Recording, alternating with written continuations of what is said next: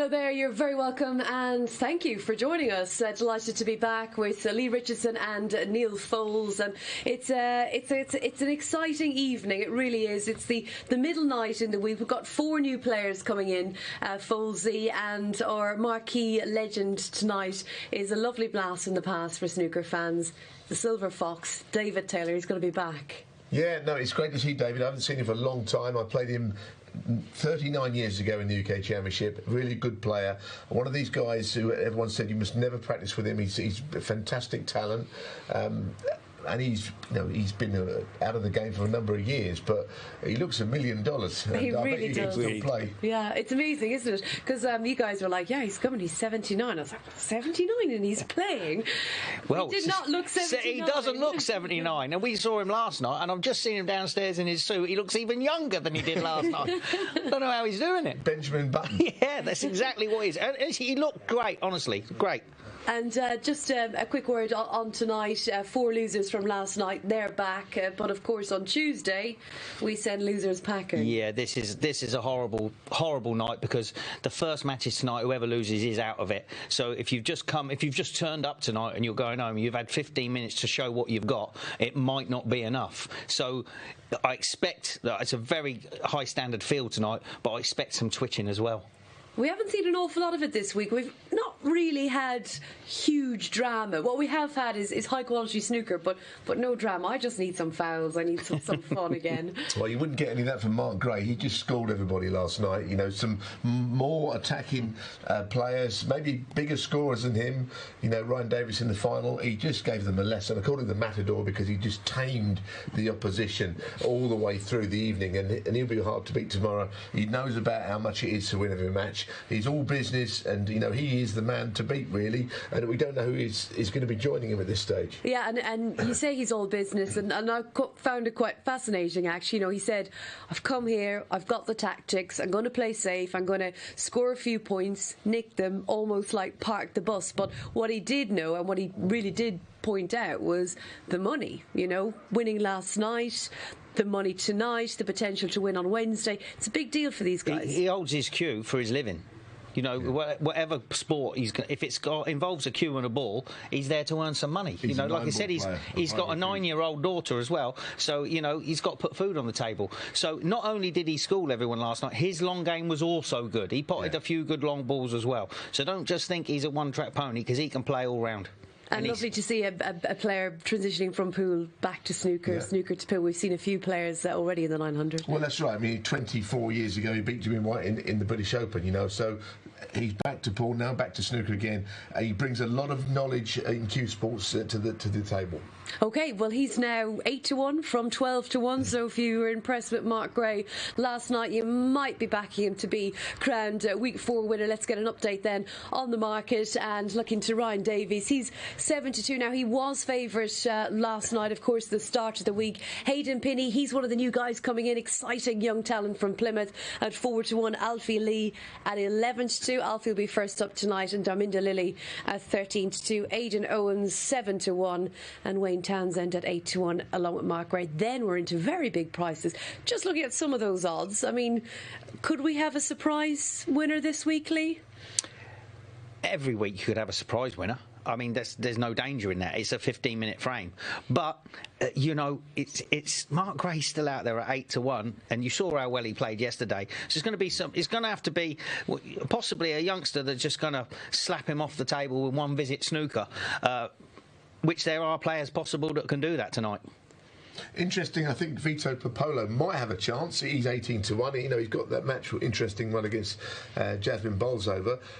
Jim White messaged me today, former Canadian professional. He said, "Listen, I really would like to see Vito do well. He knows him well. He's a nice player. So you know, people are watching all around the world, and Jim White is another blast from the past. Might get him over one year to playing this." Well, who knows? I mean, listen, I think anyone that's been big in the game in the past has been joining the 900. So really excited. Your phone must have been hopping today. You've had messages from lots of people. A lot of people are watching it, and a lot of the players that we know, you know, playing their clubs, and they're just seeing them on the TV, and it's exciting to see, isn't it? I even text Neil today.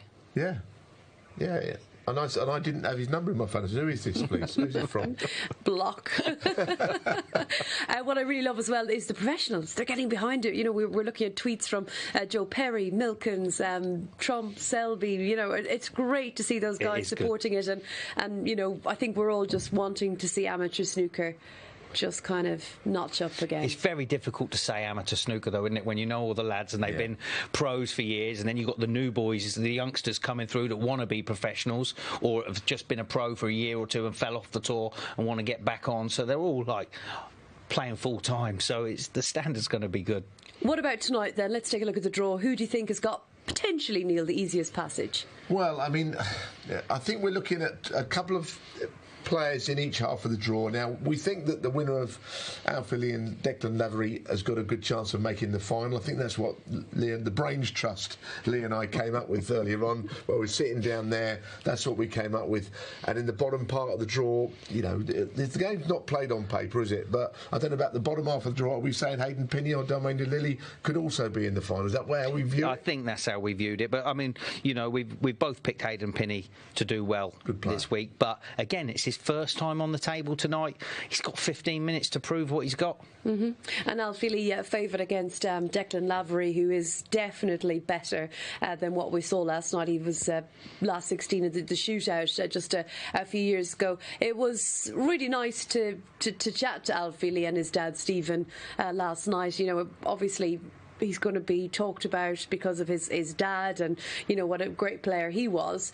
But also, it's now a case of making a name for himself in the game. Yeah, definitely. But it was great to see Steve as well. We go back a few years. So 92, was he pro from 92, Neil? Yeah, he was one of the class of 92. You know, he doesn't get mentioned that same way anymore because he's out of the game, and we know why. But what I would say is, Alfie was on first last night. The pressure was on. He lost to Wayne Townsend. He's on first again tonight, so he could be gone. So that's the pressure. I saw him downstairs. He was pacing around outside, trying to get his head together. I think he's a really good player. Ultimately, if he loses his first frame, it hasn't gone well, has it? No, not at all. But he's favoured to win the first match against Declan Lavery. And right, that's the draw. The individual prices, you can get involved in the week 4 winners, but you might be just following the guys. We're seeing Hayden Pinney coming in for the first time this Tuesday, and both of you were really pinning your hopes on him. Yeah, I mean, I've just been chatting to him downstairs. He looks very relaxed. Looks trim. Looks like he's going to play. He looks like he's going to play well. If you can be such a thing. I tell you what he did, Lee. He actually beat Matt Selt earlier in the season in the qualifier. He came on as a top-up, and Matt Selt's a ranking tournament winner, and he beat him easily. So we're talking about a player who's not on the tour, but he's probably as good as some of the lower-ranked players on the tour. So here, you know, he's up against a field of players who are not quite at that level. Yeah, but again, it's one frame, it's 15 minutes. You know, it's time to make some money. You can nick some money off with these odds. Great, 11-2 for Alfie Lee, he's your outsider, and Wayne Townsend 8-1. Do you think he's got it in him to win it? I have, but yeah, I didn't think he played as well as he could last night. I didn't think his thought process was as clear as it could have been. But he's in there still, isn't he? He won his first match, and he'll be back tomorrow with a new tip on and all this stuff. Yeah, he can definitely win. Yeah, good player. He's got previous. He was finalist in English under the Championship, so yeah, he can. So that's going to be Wayne tomorrow night, and right. I think he's going to keep the tip that he played his last match in. That's what he says. Something anyway. like that. Could be a different story. Changes all the time. It could change again. Who knows? But one thing for sure is the Snooker Legends 900. The rules never change. Here's a little update. Each week consists of 12 players. 8 will play on Monday, with the top 4 progressing to Wednesday. 4 new players will join the 4 Monday losers in a new 8 on Tuesday, with the top 4 progressing to Wednesday. And on Wednesday, the final 8 play down to crown our weekly champion. The format is repeated over 8 weeks before our weekly champions contest the grand final. Each night will see 7 matches around some new and exciting rules. With ball in hand for any foul, the opportunity is there for any player in our 96 field to become the first champion. Hello, you lovely snooker fans. Let me tell you the rules of the 900. It's a 15-minute frame, which is the 900 seconds, but the players have to contend with a 20-second shot clock. There are no timeouts, but the referee can stop the clock if they do something that would disadvantage a player. Any foul gives your opponent ball in hand, which means You can place this anywhere on the table. If you don't pot a ball, you must hit a cushion. If you don't, it's a foul. And that foul will give your opponent the points of whatever ball you were going for. At the end of the frame, if the scores are tied, we've reached deadlock. A blue ball shootout will decide the winner.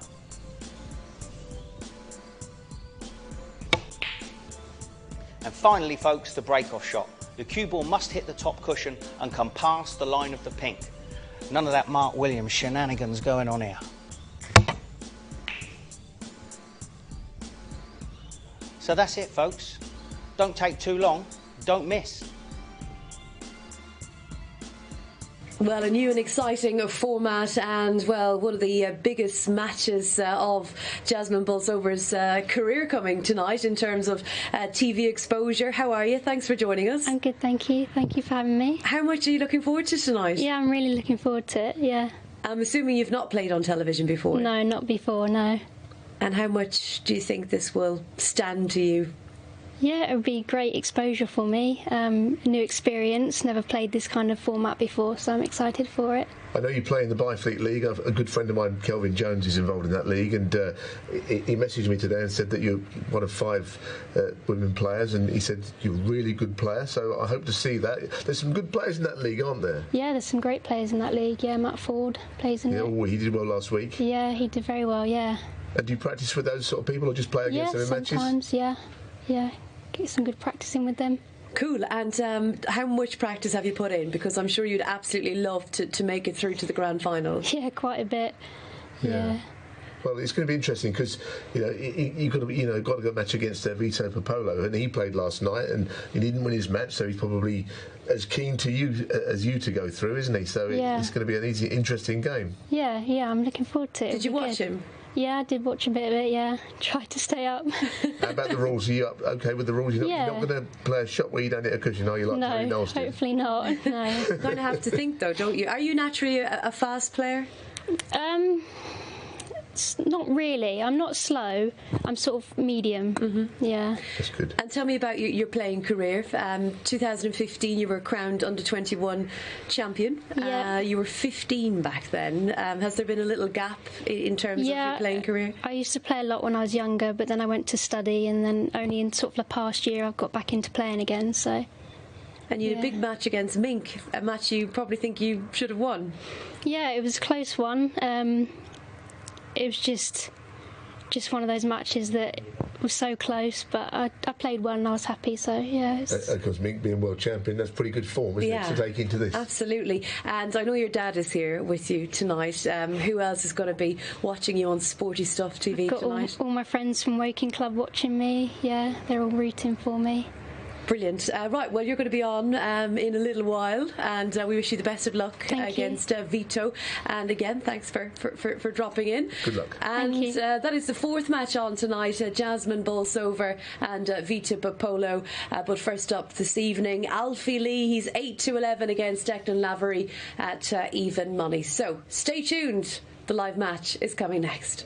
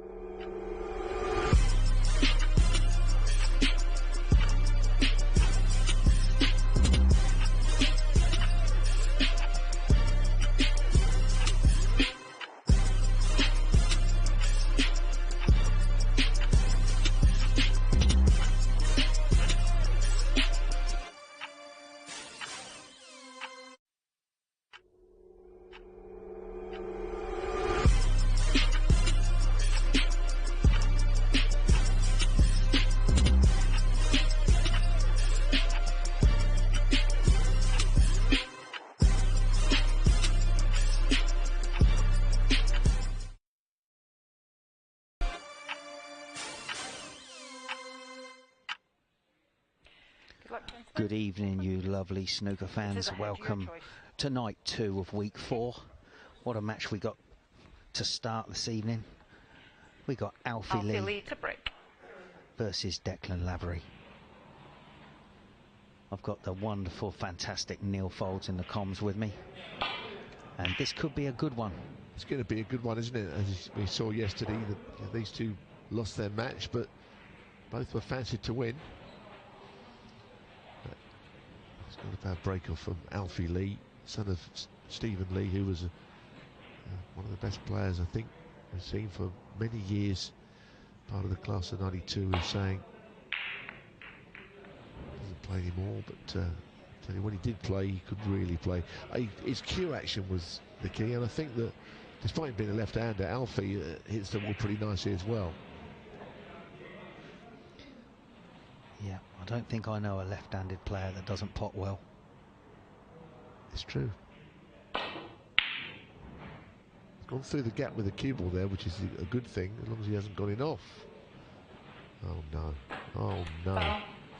That is a nightmare now. If he can get on the red to the right of the black here, I know you're a big fan of putting the ball in the right place.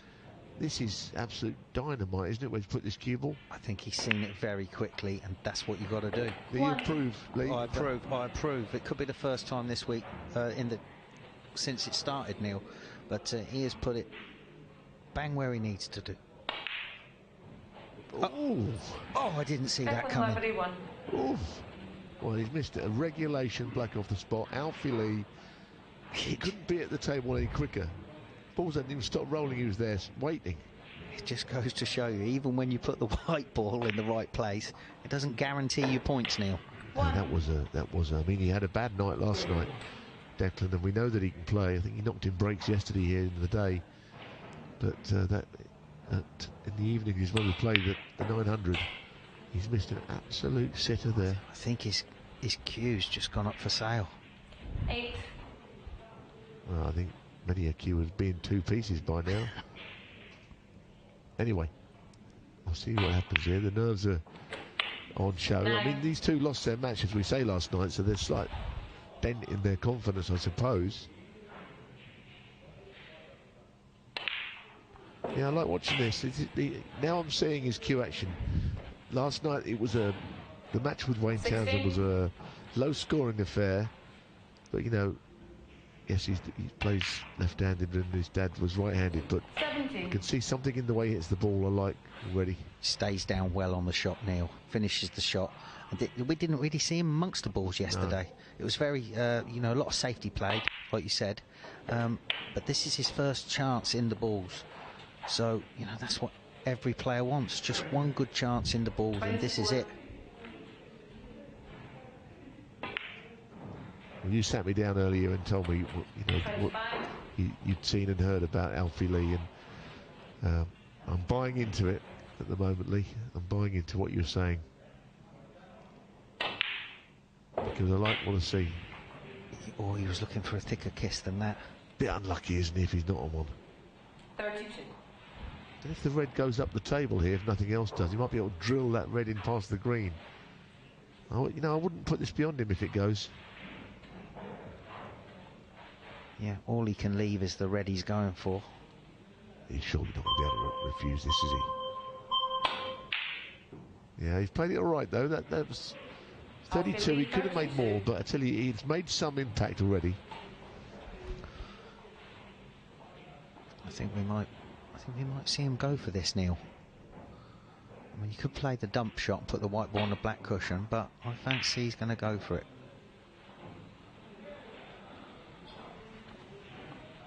So no damage done.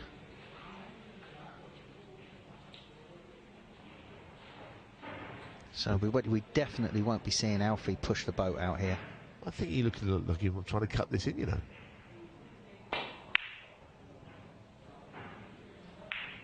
Oh, that's one of yours. That is one of the nudges you used to get, I think. It's definitely the ones that give me nightmares, I know that.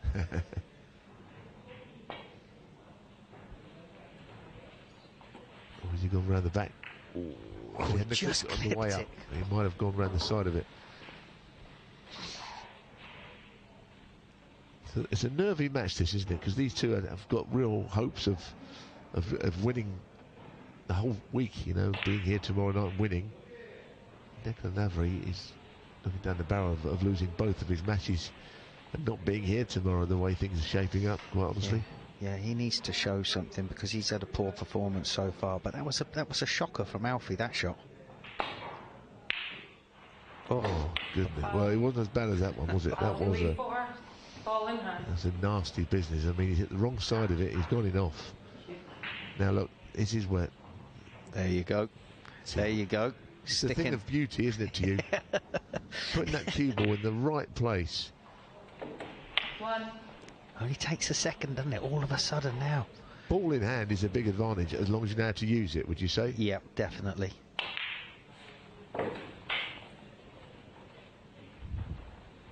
So you need to be looking at the table when you're coming in with that ball in your hand. You need to be looking at how you can free reds up or colours 9. if there isn't anyone sort of stuck out in the open.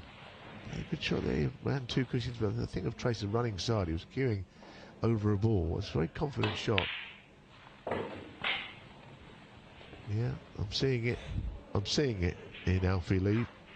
16. What I was looking for last night, I didn't see last night. I'm seeing it tonight. I like it.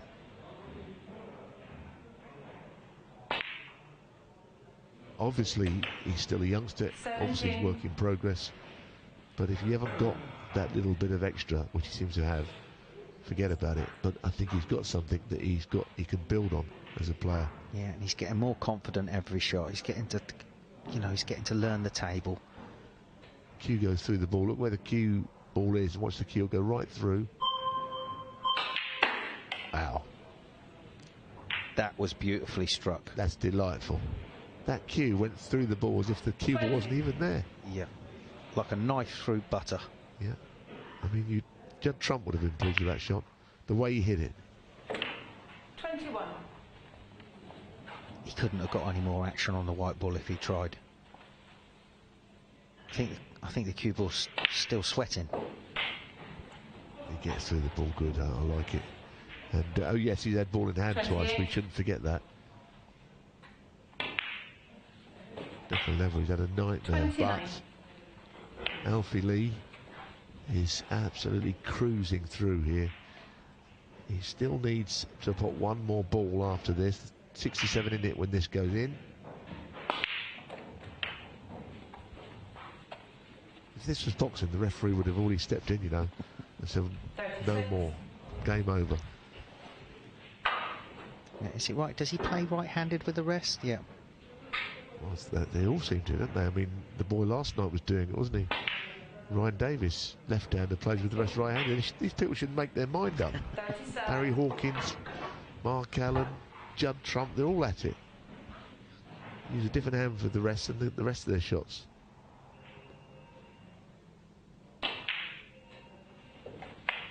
I'm glad we had that little chat earlier on, Lee, because you've put me straight on a few things here. 40. You know, you told me what a good player he is, and I have to say, I'm completely in his camp now. Yeah, and he's motoring now. He's got the confidence back. He's getting a grip of the table. And it's, yeah, I mean, it does help when you have the cue ball in hand twice. Point is, Alfie Lee wouldn't care too much about me, but he's won me over. It's of no interest to him. I think everyone cares about you, Neil. He's won me over. This is good. I like his style. I mean, what would happen if the Matador got hold of him? I don't know. You know, Mark Gray after last night. I think the Matador might get gored by that brilliant performance from Alfie Lee. Yes, he had ball in hand a couple of times. Declan Lavery's a better player than what we saw. Alfie Lee cruises through.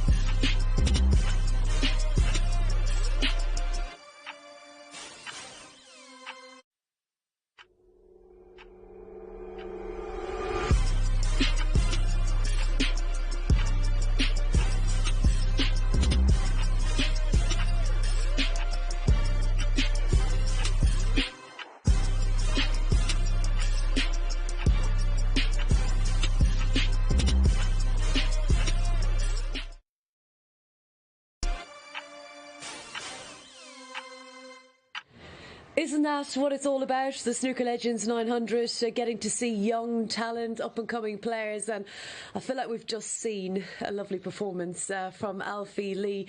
Congratulations, Alfie. Lee and Neil Foles are in the commentary box, and Neil Foles was like, yep, he's won me over. Just how much did you enjoy that win? Yeah, I enjoyed it. Coming back from yesterday, I had a bit of a nightmare yesterday. I overcut a red, and Wayne potted a good red to win.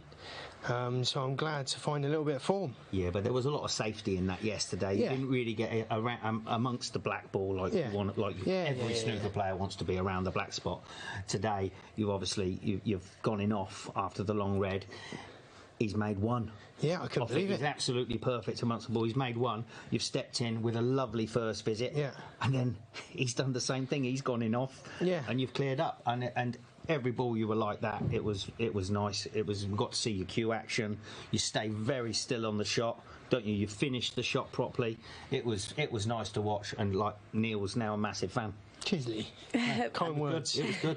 No, it's exciting. You know, we were chatting about with your dad. You know, I was asking you about the silky smooth cue action that your dad had, and everyone is like looking at you with, I guess, intrigue, but also huge expectation. And last night you said, well, you're just going to have to wait and find out. Yeah. What about your dad after last night and tonight? What was he telling you? He said it's one frame. So anything can happen in the one frame setup. He just said, forget about it and move to today. And I found some good form today. Obviously, Declan missed a black off the spot, which is an amateur's nightmare, or every snooker player's nightmare. You can't miss them blacks off the spot. Yeah, but don't beat yourself up over yesterday, because like I said, you've got a good weight on the white ball. You've got it stuck, and all you've done is you've caught it a fraction thin and just chipped it over the pocket. Yeah. And then you've left a gap like through three balls. So it's a little bit unlucky. Yesterday is all in. Yeah, it's gone. It's in the past. Yesterday is gone. You know. I cannot believe it. You're 19 now. You've only took up snooker 2 years ago? 2 years ago, yeah. And why? Why did you choose snooker? Because I was in English pool beforehand. I got to an international level, won world championships and European championships at my age group. And I think in English pool, once you get to a certain level, you can't really go any higher. And I was finding pool really easy. And I think snooker's a challenge, and I love a challenge. And snooker obviously keeps you on your toes. You got to keep the white in a good space all the time, and it's good. And I'm really enjoying it. Yeah, really enjoying it. And he's keen. If he's that new to it, he's keen. Everyone's in trouble because all right, we talk about Steve Lee's cue action, but he's right-handed. You're left, and we all know the left is a better potter than the right. So I mean, how good could he be, being a lefty? Yeah, look. I play with the rest right-handed as well, and I think a lot of lefties do play like that. But yeah, I'll just hit one ball at a time. And as I said yesterday, I'm going to try and do some damage in this tournament. Right, that's all you need to hear if you backed Alfie Lee to be champion. Week 4, he's here to do some damage, and we're ready for the next match. Andrew Greaves, 4-5 against our legend this week, the marquee player at the age of 79. David Taylor is 10-11. Let's join Billy Castle and Neil Foles in the commentary box. Lovely, thank you, Rachel. Enjoying this already. This is a very interesting game. David Taylor, the Silver Fox, on the left. Andrew Greaves on the right, and you saw the prices 4-5 and 10-11. That means the bookmakers don't have a clue who's going to win this game. They're both virtually the same price. There's nothing in it, and these next 15 minutes are going to enlighten us. Billy alongside me. Good evening to you, Billy Castle. Yeah, good evening, everyone. Good evening, Neil, and I'm looking forward to this match. I mean, I can't split them.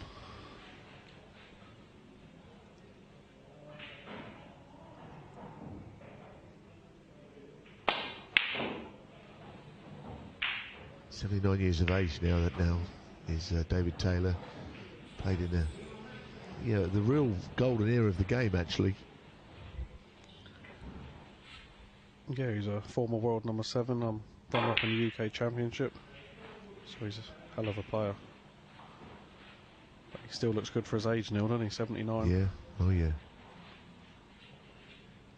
He looks as if he struggles to sort of get this cue action. Seen him twice, and he looks slightly as if it takes him a while to get into a position to play the shot more so than he used to. But like I say, you know, 79 years of age, great to see him. Andrew Greaves, I've not seen play. Looking forward to it. Obviously, oh goodness me! Well, you don't want to do that against the Silver Fox, I can tell you, because that it's got ball in hand. Now, where's he going to put it is the question. Because does the black go to the left corner? That's quite tight, because if it does go, he's got a red just below the black to the same corner he can clear. I'm not sure it goes, to be honest. Well, there's an art in putting the balls back. I'm guessing the red to the right, the black wouldn't go to the left corner, and he's gone a long way down the table. So unless he can keep this break going, he may or may not have taken advantage of this. Oh, he's going for the pot here, nil on this blue. Tricky little pot. Nicely done. Is he on anything? I think the table's a little quicker than he perhaps is used to. He's got to play safe here. Yeah, I spoke to David earlier. He said he's not been overly practicing much, so David Taylor 6. Yeah, it's going to take time to adjust to this table, especially the speed of it. Well, these days, certainly in recent years, he's owned a guest house in the north of England, and a very successful one. And I know that his son Darren is somebody who's a century break player as well. And as I say, David, if you're old enough to remember snooker in the sort of late 70s, mid 80s, you'll know who David Taylor is. Not related to Dennis. They did play actually once or twice, those two. Yeah, Andrew, I've seen it obviously a bit more than I have of David play. He plays on the World Seniors Tour and he plays a lot of amateur tournaments around. I think he just lost in the Yorkshire Cup final at the weekend, 3-2, I believe. Well, it's a shame that red by the black doesn't go there. Looks like it doesn't. David's heading down the table. The yellow, well, I don't know. I suppose he can pot that. Can't tell the potting angle from here. It's thin, I think. It's thin. Cue ball kind of heading towards the green, maybe, or the brown. So he at the moment he's not quite getting himself in. You know, there's a part of me that, nothing against Andrew Greaves, but would like to see David have an extended run, be here tomorrow, because I know what he's capable of. I don't think I've seen the yellow go on the brown spot very often.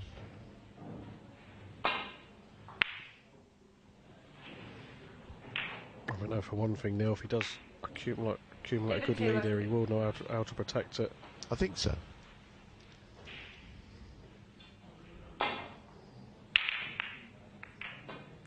You know, every week the legends that's come in, they've all done themselves proud, so they still all know.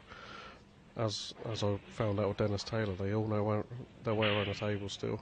I still don't quite know how he beat you in that game, you know. It was amazing. Anyway, he got lucky there, David Taylor, because you saw what happened. I mean, this red down the cushion to get on the black is massive value. If it goes in, Andrew could be away. Yeah, this is a tough pot. Good shot. This is very good. That's a lovely pot there from Andrew. That'll settle him down.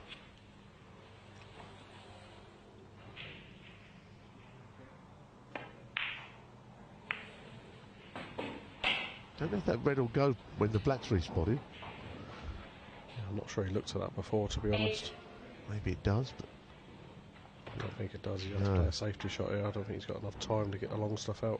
we didn't think quickly enough there. I mean, you'd have to get all kinds of stuff from under the table, wouldn't you, to get to that red into the left corner. So again, a bit of nerves on both sides, I think. It's not a good shot there neither. You know, he had to take his medicine there and play a good safety shot, and he hasn't. 20 seconds is long enough. You can get most of the equipment out if you need to in that time.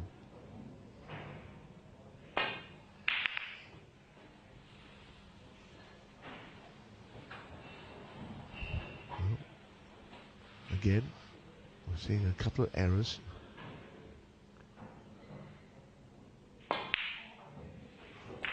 Oh goodness me! He's gone. He's done.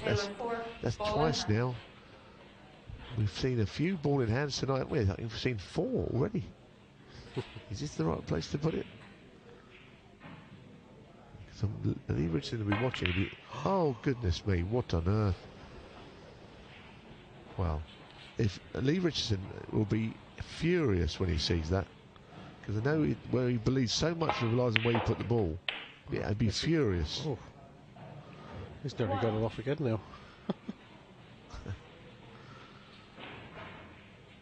Yeah, well, I think that red above the black could have gone on that left pocket there.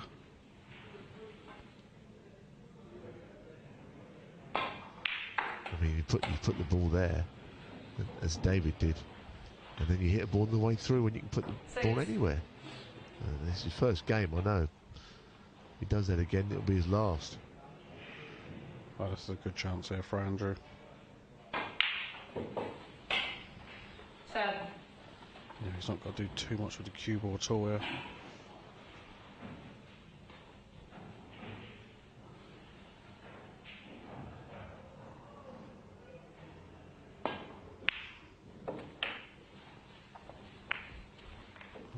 It's not exactly position A, is it, to finish? 14. The red to the middle, the one he nudged, I think, is the shot here. Yeah, he could play that shot on and off the cushion, back on the black. See, he's missed to the top jaw on this tail, haven't we, a few times? Exactly like that. Andrew Greaves, Yeah, you 14. called it there, Neil. We've seen loads of them this week. Missed at the top draw. There's not a lot on this game. Wow, this is a big shot. It's got to get to go in it for David Taylor, Silver Fox. Got to get this.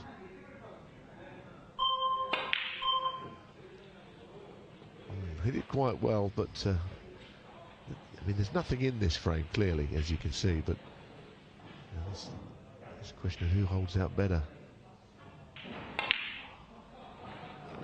Well, that was the wrong shot for me there, Neil. I mean, He had an easier red to the middle for one, and then he's left it. He's played a shot there where he's leaving 2 reds, 3 after it. well, he'd never get a better chance than this. He always used to do that, put his chalk in his other pocket, swap hands, the same as Ray Reardon used to. Problem is the chalk's gone under the table, or he's found it. But a very classy player in his day, so we know he's no spring chicken. 7. I think you were saying yesterday, didn't you, play him at Pontons when you were a young lad? Yeah, I did, yeah, when he was doing the holiday camp circuit. And I'd won the tournament. I think he made a huge break against me. I think I'd one shot. That was before I ever turned professional. I also played him in the UK Championship in my first season. The Guildhall, he beat me in that. He might have got the better of him later on, but a seriously good player. And you can still see he's got the touches, but you know he's obviously a bit rusty. Yeah, well, like I say, you don't get to world number 7 on this show. A very, very good player.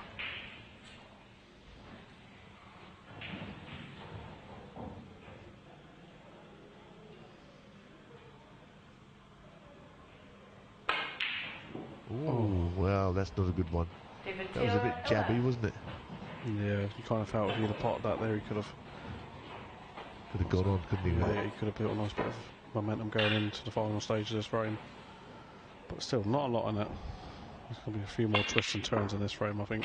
Feels that way. He's not finished in a great spot again here, is he? No. I know he's on the blue down the bottom.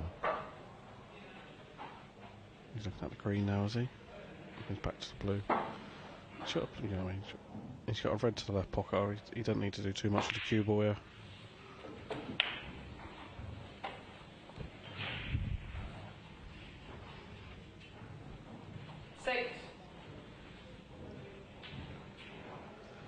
You know, he'd like to pot this red to get onto the black here. He's got a red by the pink waiting. Oh dear. This is going all the way, isn't it, this game? It really is. I wouldn't like to call it now. You know, he's not that confident at the minute as Andrew, because normally you get on a different day, just get down, play a playing ball and roll it in and off the cushion. Well, he wanted to play that red he's closest to, and now he's realised, discovered at the last minute, doesn't go.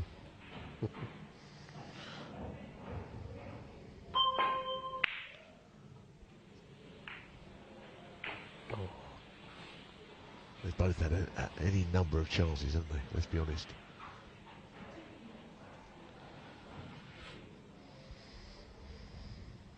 Oh goodness, the ball's flying about everywhere. Yeah, Nervous times, aren't they? This is a nervy frame. Obviously, you know, they've both got one chance this week as well to get through to tomorrow night, so there's first game, a bit of added pressure on it. Exactly. Exactly right. Can the Silver Fox find a bit extra? He's finished in not a great spot again there. I don't know if the green will pot. Well, that cue ball's just kept travelling there now. This is a hard shot again now, isn't it? That's a nice pot. Beautiful shot. That's a lovely pot. Well, it's advantage the Silver Fox, but that doesn't mean you'll win. 7. You know, you kind of feel this is the big shot here because, you know, he's got a colour waiting for him straight after. Nicely done. 8. You know, he's just got to concentrate on the pot here. Don't worry about position. Build a nice lead going into the final 3 minutes, which he's done. Yeah, and it's a handy lead, isn't it? That's the point. 14. Yeah, well, at the minute, the way Andrew is sort of playing, you know, he's a little bit nervous, so... Don't want to leave this on if he misses it. That's one thing he doesn't want to give him a chance straight back. That's lovely. That's lovely. 16. You know, these last few pots here, Neil's been... You know, he's found a little bit of form there. He's hard, but he's now built a lead. These are the shots that go to the top jaw, aren't they? Yeah, like he's looking at the timing clock now, so he's going to play a sensible shot. You know, he's got to tie this frame up now.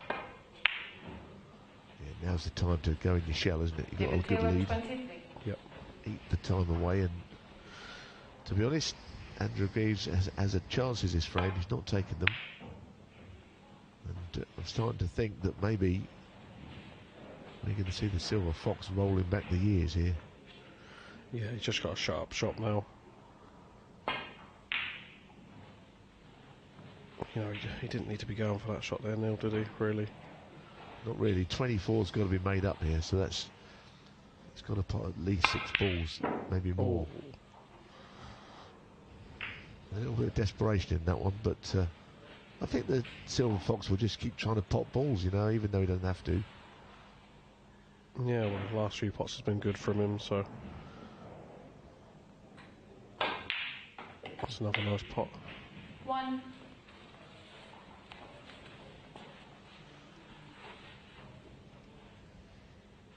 You know, let's not forget, he's 79 years of age. Still be playing snooker and pot and balls is... David Taylor. It's a great effort, isn't it? And he doesn't look it, does he? He's very good, in very good shape. I get the feeling we're going to be having a chat with him in a minute, unless Andrew Greaves can pull a rabbit out of a hat here, because he is going to have to do something miraculous. And he's trying to run around the table as quickly as he can. Yeah, he's overdone that. 6. Well, in the middle, I suppose. I don't Too know. thin, is it? Oh, he can't play. Can't play safe, no time. Anyway, it's... Yeah, well, I think he's in the semi-finals, Neil. Yeah, there's not enough time to make up these points now.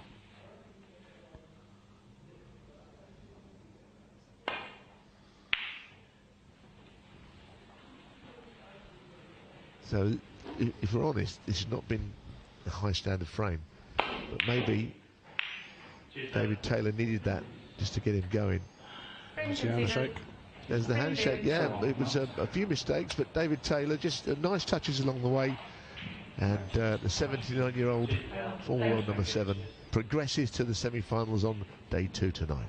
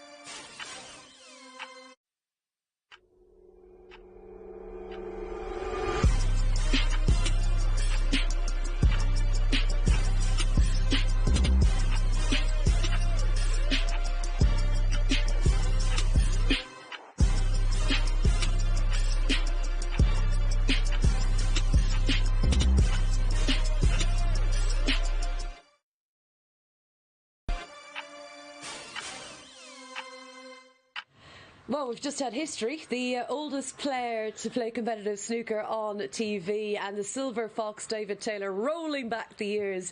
How did that feel, David? Well done. It was nerve-wracking. Really? Oh, I mean, I need 10 pints of water. My mouth's permanently dry. I mean, it was just very frightening, actually. Quite amazing. I thought 10 pints of beer, a lager you were going to say for a second. No. You've never been a drinker. I used to drink milk at the table, as I remember. Big glass of milk. Did I? Yeah, well, maybe I've got that wrong. Maybe I'll start it again. No. Where you pull that one from? I think so. It was. I can't believe how nervous I was, you know. I was really looking forward to it, and I've really enjoyed it. He missed one or two balls. I had a bit of luck, you know. One frame, it can happen. Of course. You know, but I still enjoyed it. Yeah, we loved it, and I'm sure that there's so many people watching the show tonight that will remember you know, the brilliance of your game back then, and so nice to see you back. Just when was it the last time you played on TV? Can you remember? Well, I was just talking to Neil. I think it was Big Break. I think I was on the same shows as you, because they used to record 3 in a day at Big Break, and David was on all 3, and I think he just about won all the star prizes for all the contestants that day. Well, there was a funny thing happened, you know. We used to do rehearsals in the afternoon, and I won the 3, and the lad that I was with said he wouldn't play in the evening with me. And he asked to get changed because he said he's won the 3 in the afternoon, the dummy runs, he won't win the evening ones, and I won all the 3 in the evening. I think that poor lad ended up with me. And David again kept winning. He just pointed the balls all day at the studios there. I think Elstree or somewhere like that. Yeah, that's right. Well, that was then, but actually professional matches or competitive matches is even longer ago. Yeah. It was in black and white back then. Wasn't it, David? Not quite. I wish he was joking. And you know, up until now, do you still play snooker? You know, how much have you taken your cue I play out? maybe an hour, maybe sometimes 2 hours a week. Oh, you know, right, okay. You know, so, yeah. That's not a lot, though, is it? 10 hours a week, really, to still play at this level. I know, but you know, Well, I'm still working. Of course. Have you still got the bed and breakfast in Cheshire? Yeah. So, and I'm the waiter. My son and my wife are the cooks, and I wait on. You know, so good reviews on TripAdvisor. Come on, you may as well give it a shout out now that you're here. What's your B&B? What's your...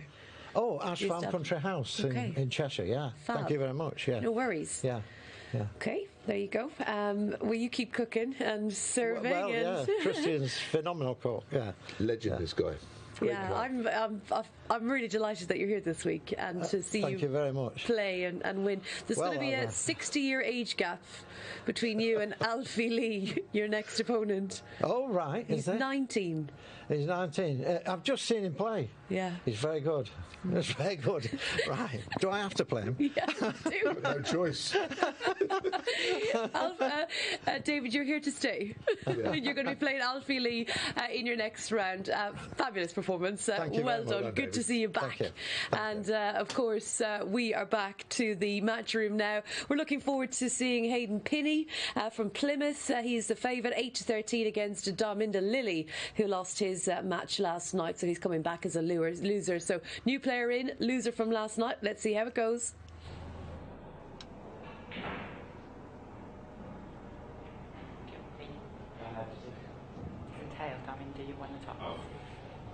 Welcome back, folks. Could be another blinding match, this one. Hayden Pinney and Darminda Lilly. I struggle with that one, Billy. Yeah. No, it's going to be a good match, this one. You know, Aiden is my pick to win the whole thing this week, so I've not put much pressure on him there. But, you know, Darminda didn't show last night quite how good he is. You know, I'd be surprised if he won this match here tonight. You know, Aiden's coming here, he's travelled down, and you know, it's one frame of snooker on a new table. It's tough. Yeah, and at least, you know, Darminda's had a game last night. Okay, he was proper out of sorts. He sort of struggled with his safety, and he struggled with his potting. But yeah, it sort of doesn't give you much confidence coming in tonight. But at least he knows what he's got to do, and he knows he's playing a good player. Yeah, so you know, his mindset will be a lot different tonight. He'll be zone straight in from the start, I should imagine, and you know he knows the pace of the table now. He knows the rules. So he's used to it out there.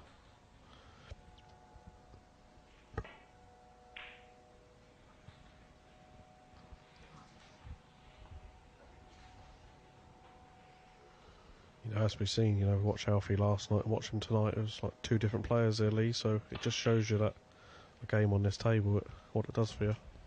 Yep, I mean, he was given golden opportunity tonight, though, sort of. Well, when you can put your hand on the table straight away and they're sitting there, you got 30, 40 points just begging to be potted.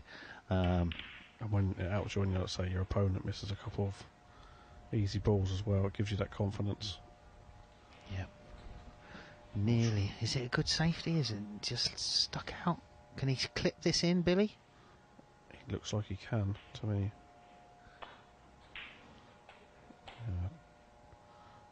Darminder was a little bit unfortunate there. You know, he tried to cover that side of the table. He's pushed the red up. So it's a good opportunity here for Aidan.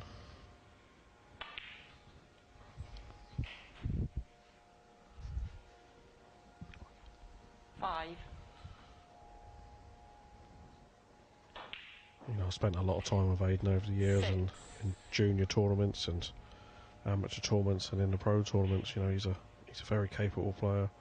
You know, on his days, he's a heavy scorer. Practices a lot of Andy Icks. Oh, Andy Icks! I love the way Andy Icks plays the game. Yeah. I've had many a battle with him. He's a hell of a player, Andy Icks, isn't he?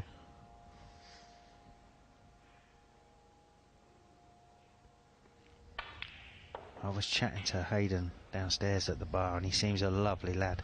I've had the chances that you've had to talk to him, Billy, because obviously I've been out of the game a few years. But he seems a really nice lad, very down to earth, easy to talk to.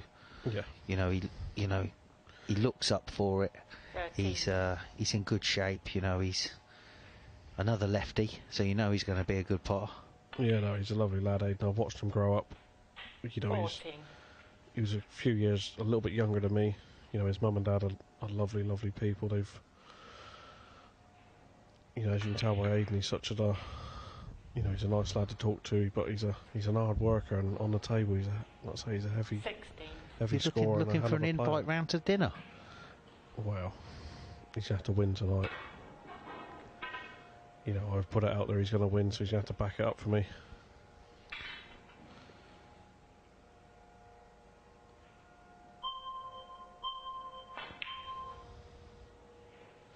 You know, the best thing with him, Lee, is he's a United supporter like me. And he's 16. I'm not going there, Billy.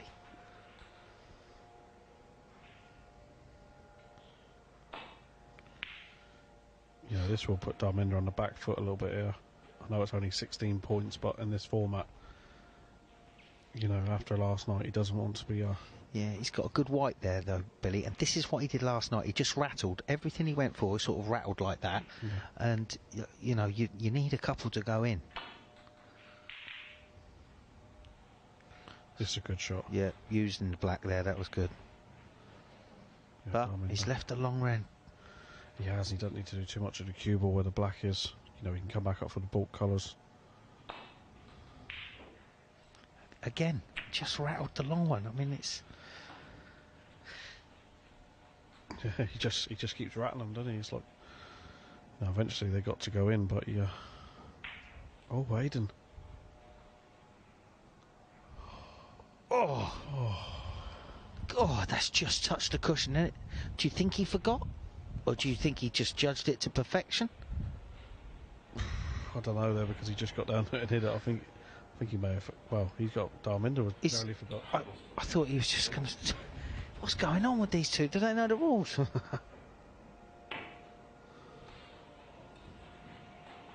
That's quite a clever shot. Yeah, that's a good shot from Darminder. I mean, he could do with bringing this red away from the pocket here, so she's going to play this red. There you go, that's a good shot. That's the one. He has left a shot to nothing here, though. Yeah, let's see if Dart... What's he playing here, then? Oh, he's got to be playing this red to the corner. Shot to nothing. White back to ball.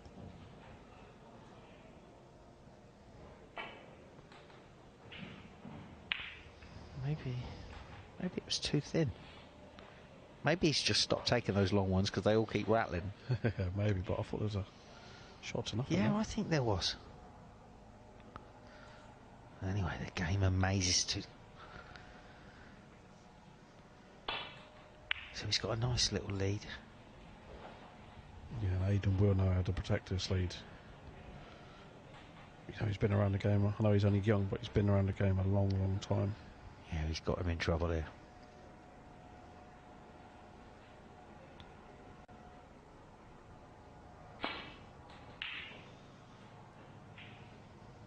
You know, that shot he's just played there, Billy, was 10 times harder than the pot he had there into that pocket a minute ago, wouldn't it? Well, Lee, that, you know, Aidan's in now because of the poor shot Darminder's played before. You know, he gave Aidan an easy opportunity to put him in trouble. Yeah, this needs good cueing. Very nice. Yeah, he doesn't miss balls like that. You know, he's got a simple shot here on the black, red below the pack.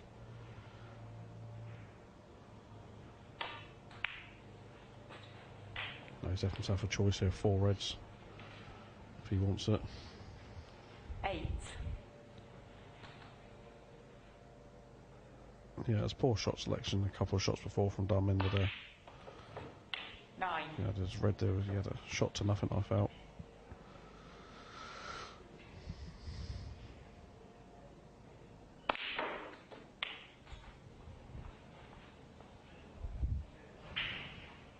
He's overcooked that one 16. A little bit. I think he played for the red in the middle pocket. You know, he's been so unlucky the last 3 seasons at Q score. Aidan has. He's got to the last penultimate round, you know, and lost, which is very unlucky. Aidan finished 16.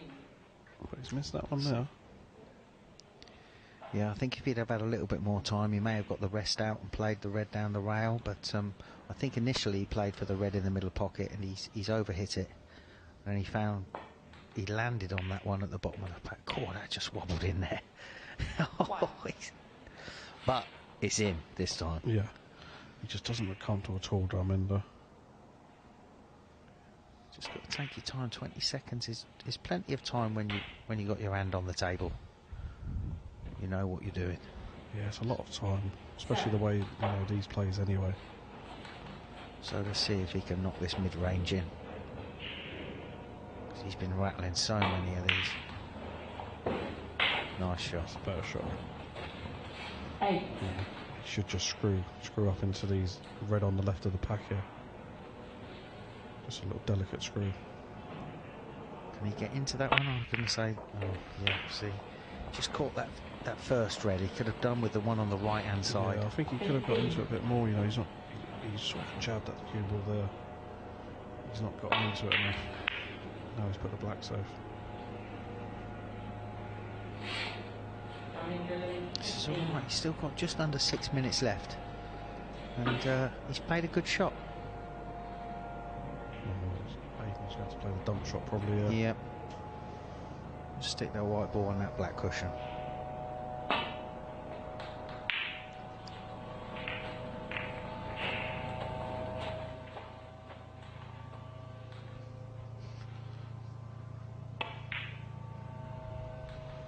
This is a good shot.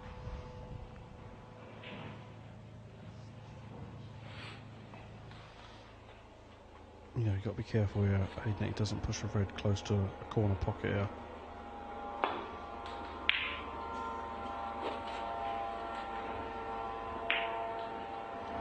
He's left a shot to nothing here. You know, he could go around the angles. He's got a brown up close to the top cushion.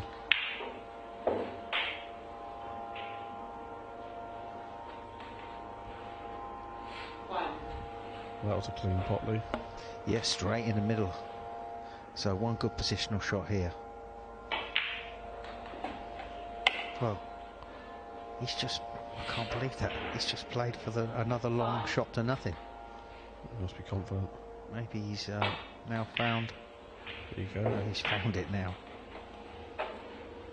See, it's took him yesterday and today just maybe to to get the throw of the white. If he's playing these with a little bit of left, a little bit of right, they all throw. You know, it's he's got to get used to the white ball as well as the cloth. I'm not sure. Yeah, exactly. A good shot And there. he's only just a few behind, so this is a big ball.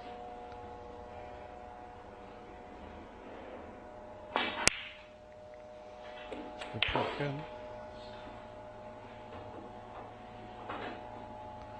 Oh, he's not Dollied up landed. behind the blue area, isn't I'll be straight up behind that blue. Full in the face, just bounce the cue ball off in front of the white ball to get the full snooker, so you're guaranteed to hit the cushion. That's it. So he left a little gap there. He has. That's criminal if he has. Yeah, he has. He could have had Aiden in so much trouble there.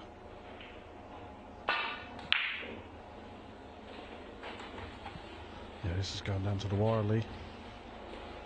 Yeah, this is a big shot if he decides to go for it. He's going to hit the pink. The cue ball will hit the pink if he takes this on in the middle. Too big a shot. I think he's played the right shot there at Yeah, that moment in time. Yeah, I think he's played the right shot too. It was a big shot to take on. Yeah, it should have been like a minute or something left on the clock then. You know those youngsters are going to take that on though, Billy. They don't normally miss easily, do they? He's not playing it though. He did.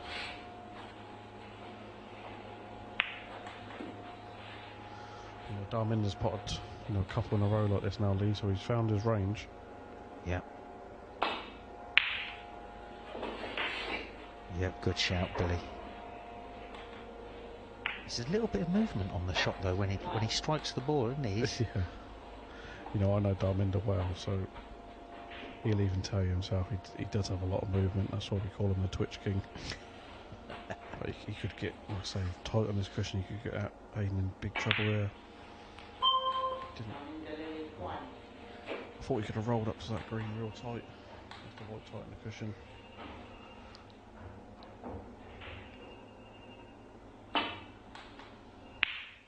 Oh, gee whiz. I mean, he's had him in all sorts of trouble there. I mean, if he misses that, he probably rattles it and leaves it over the O. He's got a red there. What's he going to do? Does he take this on with a safety in mind? No, flick, he's going to be lucky. Oh, he has had a tiny little flick on the green. Yeah. So this is right down the thing. You're feeling it. You're feeling it, Billy. I'm feeling it. Cool. Has he nearly gone in off there? Oh. So. For me, he's this running is out of time. He needs. I mean. Aiden there, if he pots this, goes around the angles. He's going to have to take a bolt colour and the last red. Okay. Unless he gets the. Oh. God.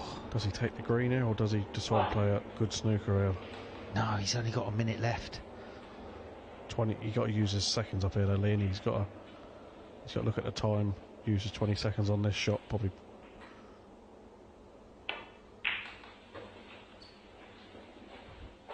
Oh, that's a good shot.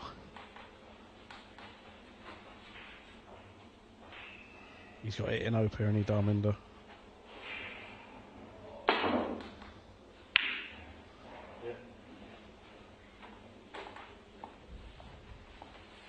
I think that's it. Another 20 He's seconds. got to use 20 seconds here, Lee. Yeah. Because if he did go for this red and rattled it. Yeah, you're just going to stand there, wait for this 20 seconds. That only leaves 8 seconds to pop 2 balls. It's not going to happen. It's not going to happen, no. No, he still needs to use his seconds up, I feel, here.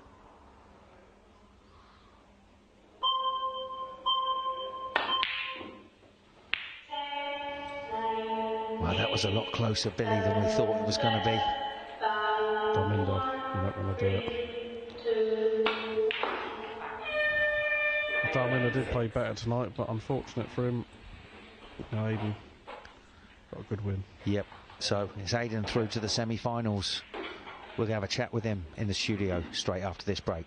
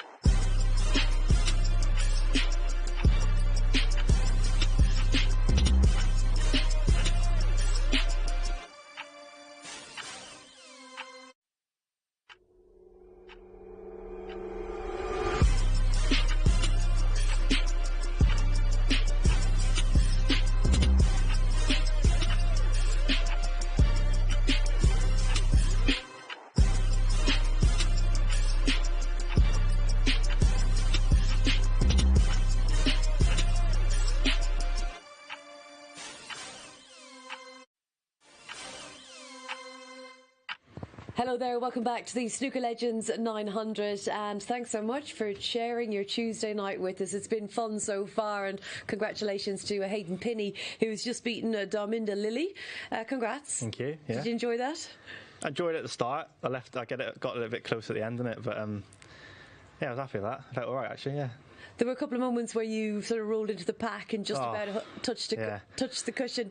I'm glad the table was fast, put it that way. Did you forget, or did No, I just undered it. I just touched. So thankfully, yeah, it was nice. Lee Richardson was going mad. Oh no, I can imagine. I was just about holding himself together on that one, but it was an exciting frame in the end. Yeah. You've been playing really well. We're talking about top ups. We mentioned your win against Matt Selt, and you're also feeling really good, but obviously itching to be on the tour. Yes and no. I say I've lost the last round 3 years in a row now at Q School, so this year really hurt, I'm not going to lie. But the top ups help you get over it a little bit. But I bounced back really well and had my best result ever against Selt. I outscored him. Safety play was awesome, so can't moan. I'm improving every time, so I can't moan about it at the minute, but it's nice to be on there. I watched that game. I was on the Discovery Channel. It was good. You know, yeah, you did definitely play. You outplayed him completely. I did, yeah. And that's the best I've seen you play, personally. I've watched you in the shootout and a few other things. Yeah, I feel like I'm getting there. I know I'm 26 now, but I'm getting there. I obviously play with Andy Hicks in Cornwall, which we pick the balls out a lot. So anyone that plays him has always been picking the balls out. Yeah, he's not bad in practice, is he? But he's always been like that. But are you struggling a little bit? Sorry, Neil. Yeah. Are you struggling a little bit for people to practice with? It used to be quite a hotbed of snooker, but maybe not these days. Yeah, it's pretty dead. Sort of Bristol downwards, to be fair, not just Devon, but it's only really me and Andy, really. Sam Beds. Quit, shall we say, from Devon. So yeah, it's a couple of new clubs open in Plymouth, so there's a little bit of a fight back, but you're not far away. You'll get on that tour in the end, and it'll be at the right time. Because I can see that you're just almost at that level now. You need to get on the tour, and sometimes it doesn't happen for the right reasons, you know. And then when maybe the next time you'll be ready. Yeah, I mean, a lot of people keep reminding me about Jamie Clark. I think he lost maybe 7 times in the last round to get on tour, so I'm not the only one. So just got to keep fighting, and I feel like I'm improving every year. So yeah, that's all I can do, really. That's all you can do. Yeah, you're 26 now. Did you ever think I'm not going to get on tour? Have you done anything else? I'll be honest. Around 22-ish, I thought, am I going to get any better? I was doing Q School for a good few years, and I just, the last 3 years was kicked on. It's weird, through COVID I seem to got better. I don't know why. Maybe I had a couple of kids, so maybe that calmed me down a little bit. My temperament's got a lot better. So yeah, just keep improving again. Yeah, just keep going. Okay. Seems like everything is lining. Yeah, hopefully. I mean, and who knows? You could be champion of the Snooker Legends 900. That'd be a good start, wouldn't it? Absolutely. And there's some good prize money here. Obviously, lots of experience, exposure with your sponsors and everything. Yeah, it's amazing. I say the prize of the winner, the grand final, is incredible for the amateur snooker. You know, so the problem you've got is that Lee Richardson and me have both absolutely said that you're the man to beat all week. I don't know who you've been talking to, but well, you've got to carry all that weight on your shoulders. I know, it's crazy. I just feel a bit more comfortable now, so yeah, should be hopefully it'll be a good 8 tomorrow, put it that way. It'll be a good one, yeah. Now tomorrow's going to be brilliant, and this man's in there. Yeah, you're not done with tonight yet, though. No, that's true. Yeah, something like that. You will be back, and you will be playing the winner of our next match, and that is Jasmine Bolsover, former world champion under 21 at the age of 15, and she plays the Canadian who we saw last night, Vito Puopolo. So let's go back to the guys in the box, Billy Castle and Lee Richardson. Yeah, thank you, Rachel. This is the last of the 4 quarterfinals between Jasmine Bolsover and Vito. You're too frightened to say a second name, Billy. Yeah, I'm not doing your mistake, Lee. Puopolo. There you go. Welcome back, Lee. Jeez, mate, it's gone a long time there, wasn't I? So, I mean, Vito was so close to winning last night. Got in with, first visit, lovely 34 break. On the last black, he's just rolled it in to play a safety shot, the next shot. Instead of screwing up into a red that would have left him on, it was definitely another sort of 40, 50 break chance. And all of a sudden... Yeah, well, like you said, he changed his mind in the shot because he was going low on the white. Within a split second, I see his cue go up on it, and You know, he just played the rolling shot. Maybe he's thinking the format, get good 30 points in front. But that's a lovely shot from Vito. Oh. You know, welcome to the 900, Jasmine. Yeah, you can. Like, I've seen him play over the last week. Seen him last night. You know, you can see why he's a Canadian champion. So that's a nice shot from. This Jasmine. is a great shot. Fair play to her. He just comes into this, gets tucked up straight behind the yellow. That's all she needed. You know, I've seen a bit of Jasmine. You know, I remember when I was playing on under 21 circuit. She was only a kid coming into Woking Snooker Club playing with her dad, and you know, she's a world under 21 champion league. At 15, yep. So, you know, she definitely knows her way around the table, and she's one of them, I think, that just likes to get on with the game. Nothing phases her, I don't think. I was shocked to hear the Woking Snooker Club was still going. I mean, I played a million tournaments there when I was young. Wow, is this a nice little fluke to start the evening? Oh, she's perfect on the blue, mate. Oh, have some of that. She'll settle for that. Oh, yeah, blue. She's got 4, 5 reds to play on. 6 reds to play on. She could have done with being sort of near the middle of the table just to roll one of these in, but you know, yeah, she's still on it. It's like I say, this cloth and table is so reactive. She probably doesn't play on anything She near can play as reactive as this. a little screw shot here for the pink into the same pocket as the red. There you go. But I have again, she's going to have to get used to this table, Billy, because it's like glass. Yeah, it is. You know, I'm not sure her table would be as, you know, as quick and reactive as this table would be. You know, it's different lighting out there. You know, it takes a bit getting used to, but she's potting. She's potting okay. But she's potting nice. Like, you're on the TV as well. She looks calm, relaxed, doesn't she? Like she doesn't look phased by anything. She just. And she's doing well to reach this, because that's a great shot, because she is tiny. Yeah. You know, she's a Minnie Mouse of snooker. She's had the full works on her cue there. No, I have seen her not say she does pot a really good ball. I see her play at the weekend at a tournament. Nice little clip on the blue there. Oh, she's played a shot to nothing there. Yeah, called it a fraction thin. No, I'd say Vito will, you know, he'll have his work cut out in this game. You know, I know he goes into its favourite. But as we just seen there, you know, Jasmine, I shouldn't think she'd want too many chances, Lee. Listen, let's be honest. He's just watched her pot a few there. Now he's going to be panicking. Yeah. You know, he now knows that he's got a game on. Yeah, certainly. That's what she's just shown him there. Listen, you're going to give me chances and I'll take them. You know, she just played a shot there. That's a nice little safety shot she's played there. He actually got a very nice practice swing. It's nice and long. Yeah. Opens the hand that you hold the cue with when you've got a nice long action like that. Frees the fingers off the cue. Yeah, it's not he's too let his tight, fingers have a flow at that one. Well, he's going to leave this over the pocket unless he flukes it. Oh, thanks very much. Yeah, not too hard.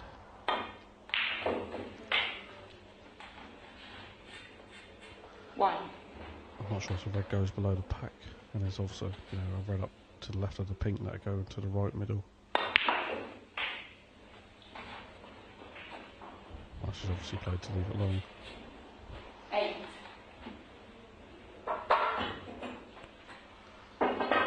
You know, Vito will be getting a little bit panicky inside this. You know, you wouldn't want to be saying Jasmine pot too many balls. Really. Listen, come a long way from Canada to play this. Every ball that Jasmine pots, he's getting more and more under pressure, Billy. Yeah, certainly. You know, you want to get him with a chance in a minute of his own. Still plenty of time though. This is. Yeah, he's playing the right shot here. Open the pack up, screw onto the side cushion. That's it. Try and hide behind the yellow. Good weight on the white ball.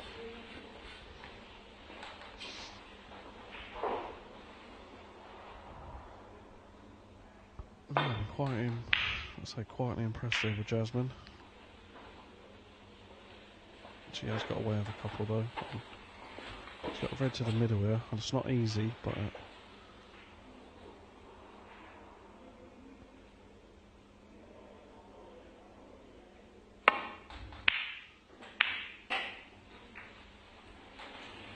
been a bit unfortunate there. I know he's relying on a little bit of luck handling into the balls, but he could have landed better than that. Yeah, but it was a nice pot though. You know, you're going to gain a little bit of confidence for that. I think is he going for this, Brown? This is a big shot, Lee, because he's leaving the red over the middle.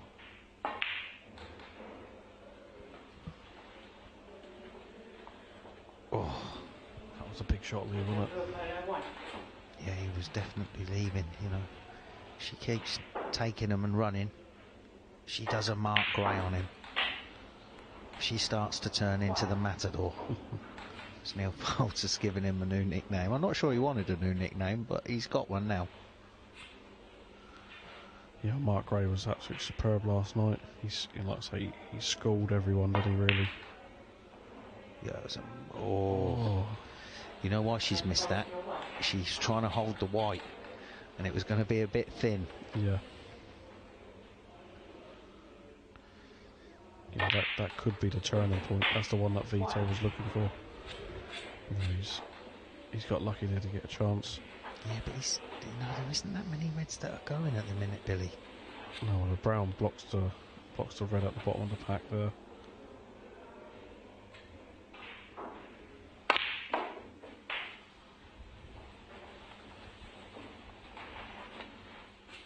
Makes you have to play over for the blue early.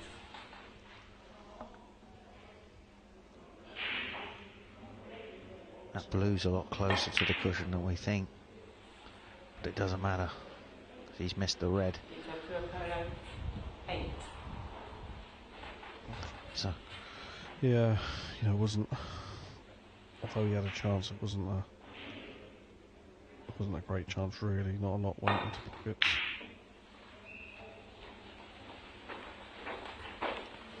She's not afraid to have a go at one, is she? No, because that was. I thought she was going to clip off that and play a safety shot, yeah. But she's gone full-blooded. Maybe she fancied that the only one she could leave was the one she was going for, and she didn't.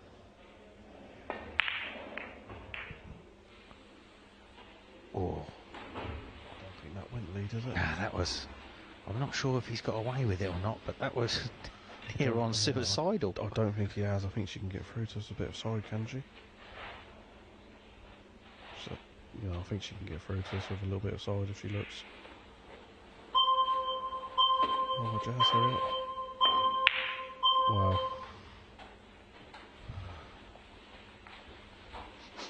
Oh, it all happened there for a second. You know, if Vito gets through to it, she could definitely get through to it. Oh, she has tied the blue up. Put another red on the cushion.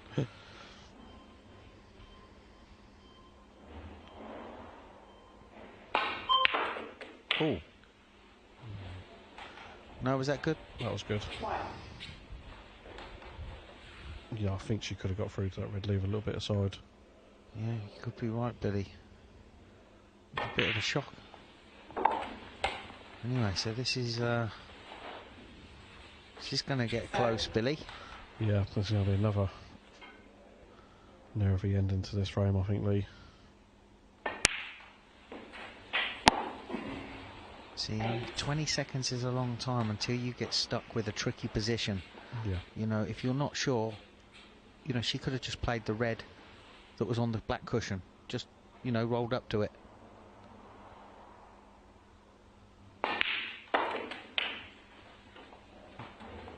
He's not come across far enough for them two reds. No, he's got the double.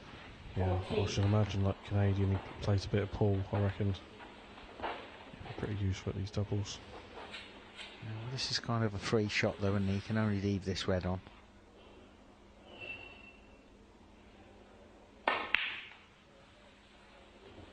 Wow, he's not got a white low enough early. He's left a cut on this red. You know, the way Jasmine's playing, should be taking this on. I don't think it goes, Billy.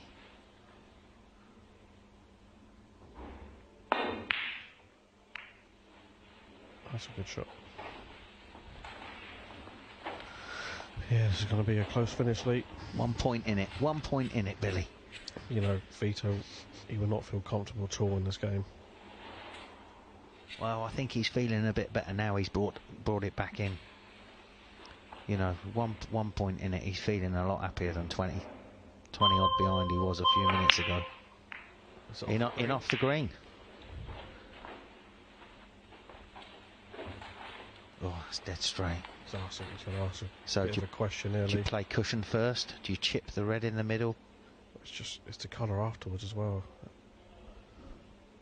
Just a lot of risk for a little reward there with that shot. You know, it's a tough one there, wasn't it, for her?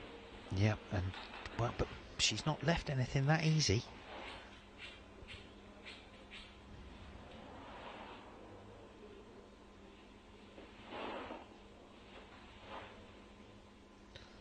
So he's digging down here. He doesn't really fancy this. So that's a good shot. Yeah, he's played a safety shot there. So there's no point in rushing yet. You just got to... There's only 1 point in it, so you're not trying to chase. You just want to play the right shot. Yeah.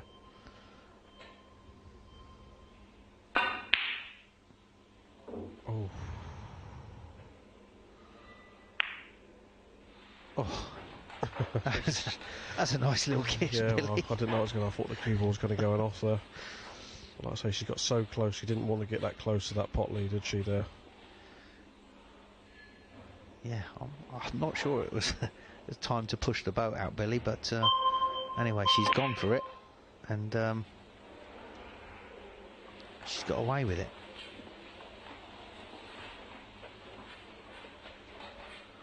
So go on then, what's your shot now, Billy? She's attacking like you. She's very attacking. You know, by the looks, she's going to go up for this red on the yellow spot. You know, the shot is to play safe, clip off of it, try and get the white in behind the green. You could play a safety shot on that way. yeah. But let's see that. She's got some knowledge. The shot there was obviously ball. Yep. Try and get the white in behind the green. Off the yellow cushion in behind the green. Back up. But maybe she saw it. You know, there was a cannon. Yeah. There was a cannon on the red next to the green. So okay, he's played the dump shot, but he's played that all wrong, hasn't he? So, oh no! Surely you got to play the red by the pink. If this doesn't go in, of course it was going in, Billy. What a pot! Bang in the middle. Yeah, Boom. That was a brilliant pot. She's got a tough pot here on the green, Lee. Yeah, these are tricky pots.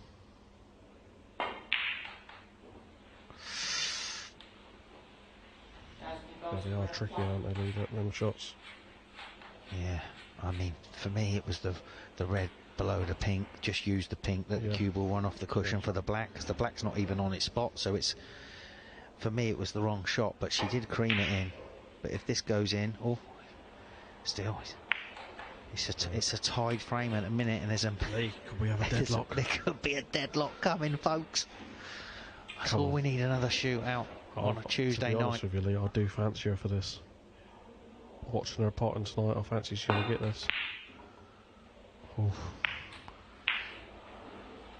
She left one for Vita, she has. You know, all Vita's got to do is concentrate on the pot. You know, he's got green or yellow to follow it. Just one good pot here from Vito, and he's... But he's going to be feeling the pressure, Billy. Yep. And he's absolutely clubbed it. So I'm desperate for a deadlock here, Lee. I'm not going to lie. I thought she was going to... Go on, play it. Play the pot. No, not that one. Why? 3, 2, 1. I can't believe it's another... It's a deadlock. It's going to be a blue ball shootout. And the way she's potting, I fancy her to win it. By the way she plays them, Lee, yeah. Oh... But I mean, if you're going to play one, why not you play the one in the middle of the table instead of like tucked up on the rail? She had time to play that red, I think. You know. Yeah, because she played that one. But there you go. Anyway, it's done and dusted. It's what the format does, Lee. It's deadlock, folks. It's a blue ball shootout. Who's going first? You know, What's Mark Beale saying now? Has he forgot the rules? Let's hope not. Vito's got the choice there. Vito's going first. I agree. I think that's what you've got to do. You know, I fancy Jasmine for this. Well, let's see. It's a different kettle of fish. If Vito slams this in, all the pressure's on Jasmine. Oh, what a shot. How well has he hit that? Wow, considering that the last long shot he's just at, he's absolutely butchered and hit it 3 million miles an hour. This is a lot of pressure on our shoulders now, Lee. Oh, yeah. So, come on.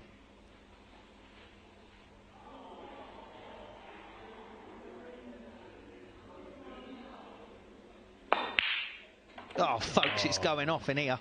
What a game we've got. Have some of that. What a pot, Lee. Clean as a whistle. God, she has laid down the gauntlet there. Oh, have another go, Vito. Have another go, son.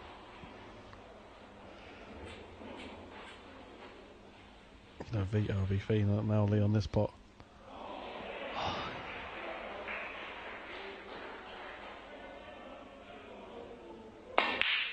Oh, leave me out, Billy. Surely not. He's handling the pressure well there, isn't he? Well, these 3 pots have been unbelievable. Hit them so good, Lee. All game, this has been their 3 best shots. I could barely hold this mic. Right. You know, I do fancy her for this, got to admit.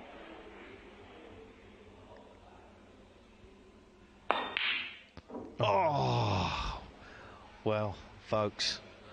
Well, we've had our second deadlock, our second blue ball shootout, and the winner goes to the man all the way from Canada, Vito. He'll be joining us shortly after the break.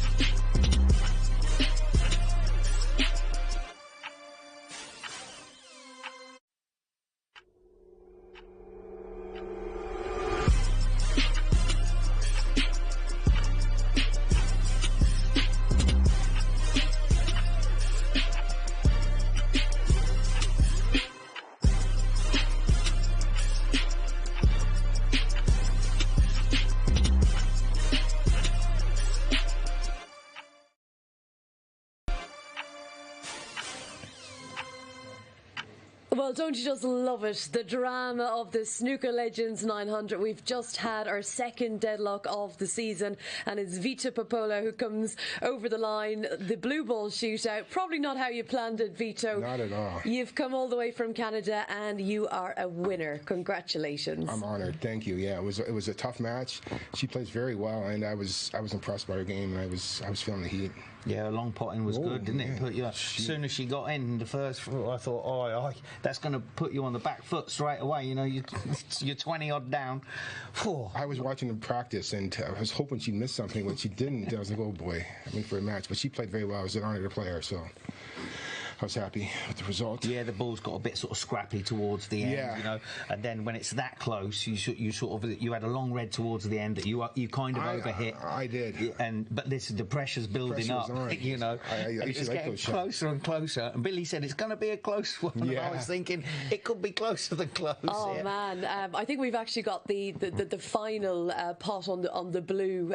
We're just going to put it in because obviously Jasmine she matched you, and then you really had to knock this one in. What was going through your mind?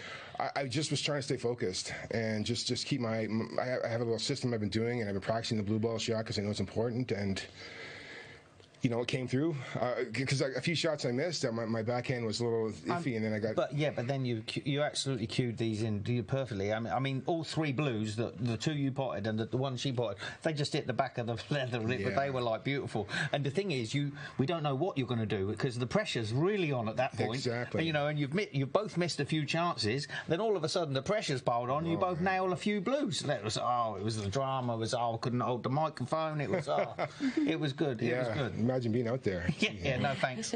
We're loving the international field of the Snooker Legends 900, obviously with Levi Mueller just a week or two ago, and yourself. Just talk me through the experience. It's been a wonderful experience. It's been a wonderful experience. I wanted to dedicate this match to my uncle who passed away on Thursday, and it was an honor to sort of represent. I wanted to get a win for him, you know, and so it was touching for me to just you know, I wanted to perform a little better, but I was able to come through. Yeah, but there's even more pressure on it when you're thinking about that as well. So, you know, it's you know, we're very sorry for your loss. Thank you. Thank you. Yeah. Vito, we really are. And obviously your daughter Caitlin and all of your family. My wife Laura and my sponsors. I'm very honored to have this opportunity to be here, and Jason for inviting me to play, and it's been a thrill. I've been playing snooker for 34 years, and I've always wanted to come to England and play and to have this opportunity. I'm just thrilled. Thank you. Well, it's brilliant. It's brilliant you being here as Canadian champion. Yeah, it's an honor. The list of Cliff Thorburn, Kirk Stevens, all those guys are my heroes. So, all the legends. Yeah, I love playing with them, and this is an honor to represent my country. And good for you, mate. Good luck in the next round. Thank you. Thank you very much. Yeah, good luck and lots of love. Yes. To you and to all of your family back home. Thank you. In Canada Thank as well. So, congratulations to Vito Puopolo, our Canadian champion, is through to the second semi-final, and of course we're ready for more snooker. The 60 years in the age difference between Alfie Lee and the Silver Fox. Unbelievable, isn't it? Some game. It really is. So let's cross over to the match room. We look forward to this one so much, and our commentary team this time, Billy Castle and Neil Foles. Yes, thank you, Rachel. A very interesting game here, as you heard. 60 years between them. 79-year-old on the left, David Taylor, formerly world number 7, the Silver Fox, and Alfie Lee, 19 years of age, very confident young man, good little player, son of Stephen Lee, former tour player, and he's got some of his dad's talent for the game, no doubt. He's 5-1 on this match, 130 about David Taylor. That's how the bookmakers have chalked it up. I can understand why. Sure enough price though, Billy, isn't it? I mean, it's only 15 minutes of snooker. Yeah, Neil, like I say, it's a short price and such a short format, but you can see why the bookmakers have gone with that. You know, the way he played in his first game. But you know, David Taylor has been around a long time. Oh no. But that's not a good start, Neil. He's a bit unlucky to go off, isn't he? There, some of the in-offs are avoidable. That was a pure safety shot, and Alfie Lee, it's the third time tonight already he's had ball in hand in just over 15 minutes of play. He's got a little bit of luck with him tonight, I think. Seems that way, but you've got to take it when it's there. Yeah, I think he'd be very settled down now, Alfie, especially getting his first win tonight to get into tomorrow night's grand final. 8. Yeah, I've done a bit of practice with him Neil over the last couple of years. You have? Yep, down on Steve Adden Academy. He comes up, at the minute we've got a pro on every Wednesday that Alfie comes up to. I've seen him getting better and better, over the time I've known him. He looks confident. He looks quite aggressive at the table, which you need. I mean, in his shot selection and his sort of demeanour around the table is as if he sort of just wants to knock all the balls in all the time. He doesn't look frightened to be there, does he? No, he's got a good presence around the table, and what he does, he believes in himself. When he's at the table, he believes he can beat anyone. That's what you got to have. And he's got a good head on young shoulders. He plays the right game.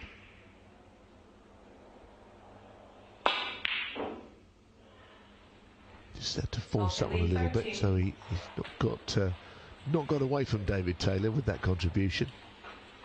No, he'd like to got a few more in front there. He left himself a little bit of distance on that red there from his previous shot.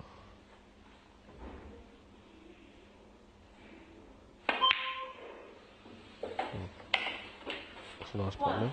Nice pot. The cue ball he kind of lost a little bit. Don't roll up behind the colour here, David, because that would be a foul. Something's got to touch a cushion. Yeah, he's going for the pot here, I think. Difficult shot, isn't it? Screwing down a bulk. Oh, he got a. That's not a bad result, actually, is it? No, he's got away with that one there.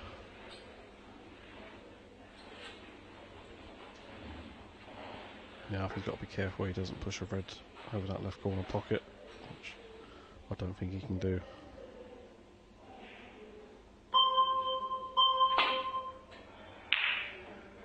That's a nice shot now. Yeah, that's a good safety shot. Nice shape on it. I think what you do at this game, if you've got an opponent who's got a few years behind them, I think you keep them at long range, because I think the long game is more difficult as you get older. So for Alfie, if you're not potting, keep David at long range would be a good idea. Yeah. I think Alfie can get through to this red here, can he? I can remember many years ago I saw Fred Davis play, and actually Fred Davis did play Ronnie O'Sullivan at the end of his career and the start of Ronnie's, and Fred was somebody at close range. He was still superb touch, and was he fluke one here now? Oh. Yeah, but what I was saying is, those players of an age, get them in amongst them. They've got a lovely touch, long range. Fred couldn't pot a ball at long range, and that's the problem. Anyway, David's at short range here. Oh dear, oh dear, oh dear. Well, that's not one of his best. No, well, he had an easy red to the middle there, just to roll in now for the blue, like just to get him started. He's had a great chance there. He looks almost very crestfallen. David Taylor there.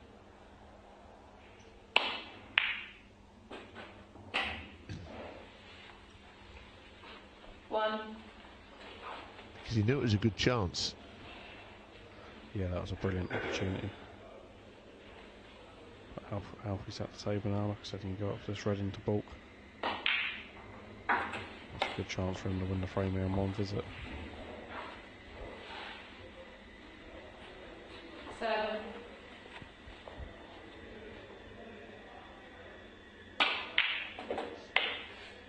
8. Well, he's in control there. I mean, there's so many reds he could play on. You know, he could put this match away in this physique, you know, if he keeps concentrating. Played on the black. I thought he'd play the blue, quite honestly. But he's on that bottom red now, although it's not one of his best shots, you know. I mean, I expect him to get this, but he's not finishing in a great spot. No, these are missable now. Not so long as cushion there. The table's getting a little bit tighter now. The cloth's getting a little bit more. true, isn't it? As you say, the brand new cloth they slide in, but the cloth's been on a little while now. Not so easy. Anyway, he's still in here.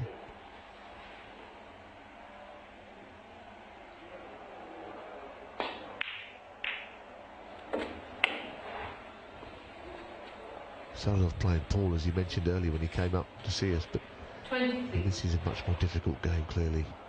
But he's got an aptitude for it. He's got a cue action for snooker, no question. Technically, I think he's got something. 24.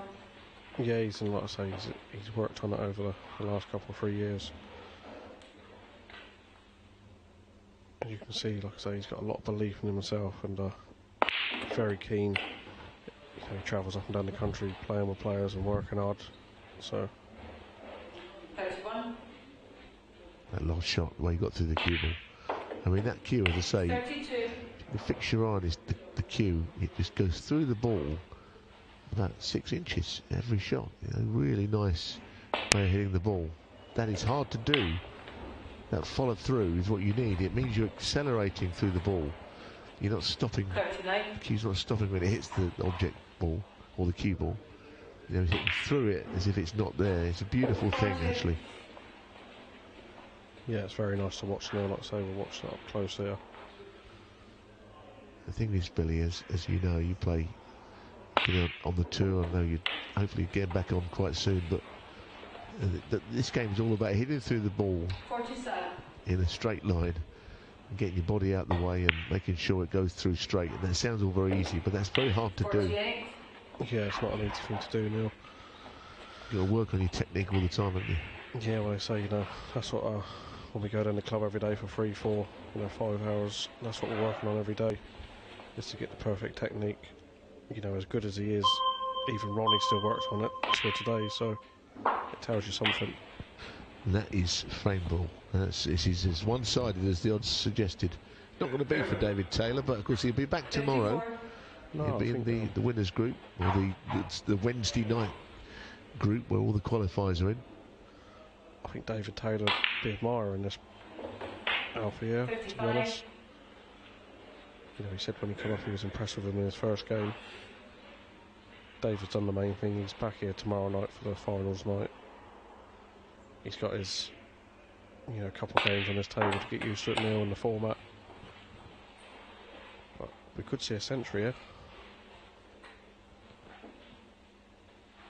60. Yeah, you get across the tables, the left-hander quite comfortably here. Yeah, it's all good, isn't it, this? Yeah, everything's going in out of the pocket now. He's timing the ball beautiful. He might play to knock the 2 reds out here. He's got a big target, the 2 reds, just under his elbow, his right elbow at the moment. That's what he's tried. He's trying to shift something. It's a good shot. That's beautiful. He's on the other red. That is as good as it gets. 68.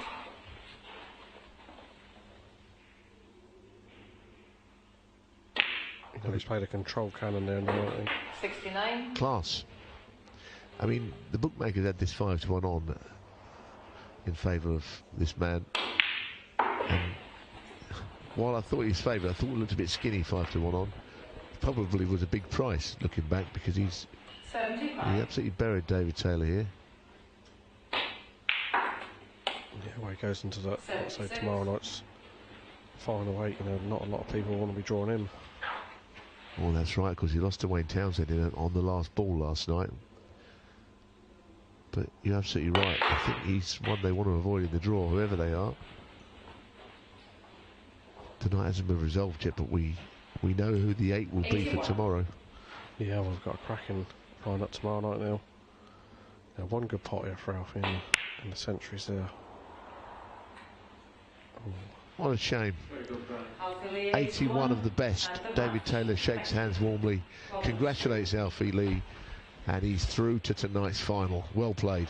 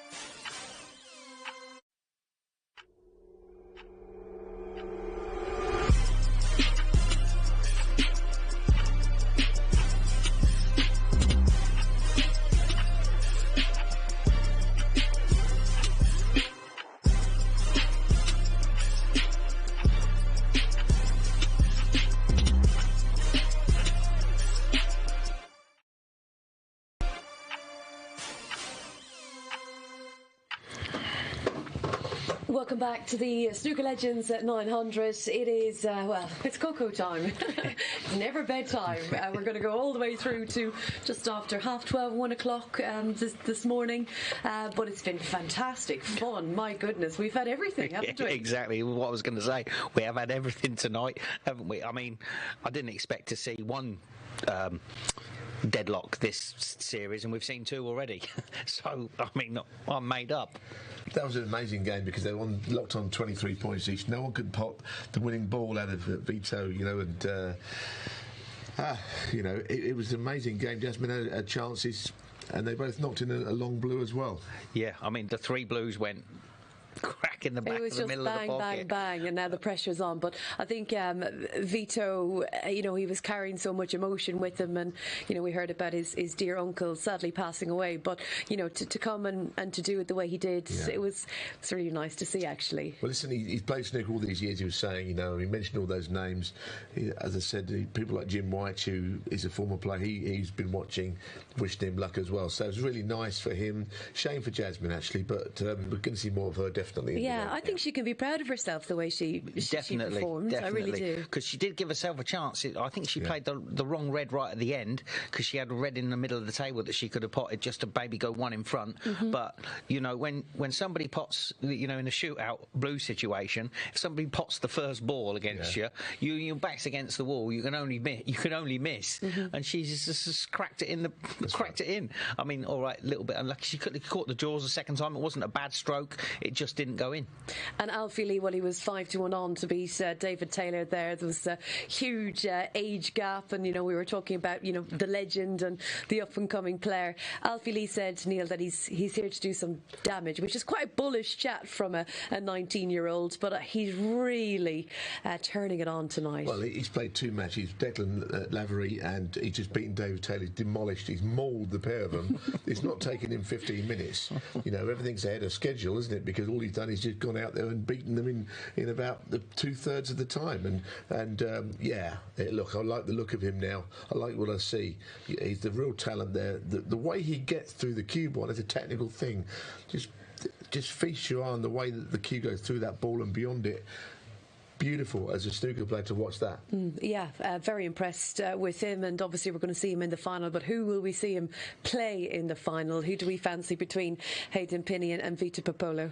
Well, we've both picked him as our pundits pick of the week, Hayden Pinney, and it would actually be a good lineup in the final if it was Hayden v Alfie. No, I mean, I should think he's a good odds-on in this game, Hayden, actually, in this match. And, along with the 1-5 that we saw of Alfie Lee, which looked short, but it didn't look so short when he was playing, really. So, I mean, Lee said to me before we came on there, he goes, these you're looking at a certain section of the draw and you're seeing maybe an outstanding play. Even in this format, you can just get a feeling for it. And, Lee's been right tonight.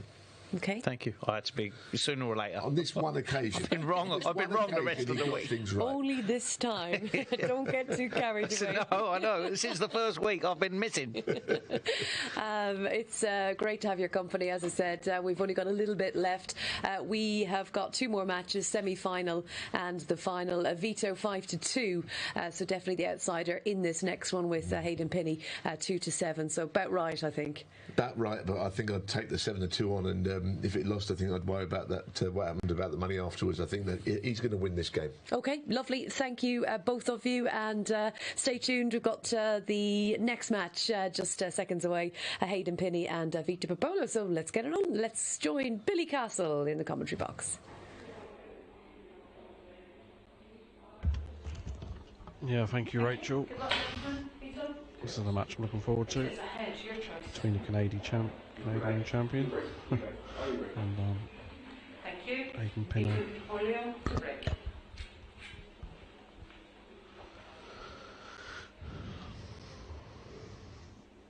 We've had a good standard tonight, some good games. We've had a deadlock. And there's more to come. And welcome back. The shirt. Oh, we've had it all, Billy. I mean, we couldn't write these nights. No, we've had big breaks. We've had tactical play. We've had deadlock. We've had in off, ball in hands. Yeah, we've had a few of those, haven't we? 4 or 5. There's not been like a big break made off one yet, Lee, still.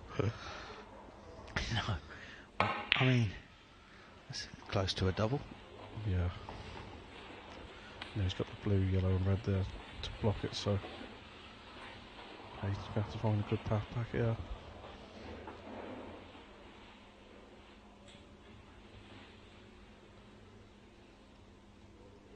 I think he's just going to play the normal safety shot, isn't he? He's going to be open for a bit of cover. Race left this, Lee. Has he?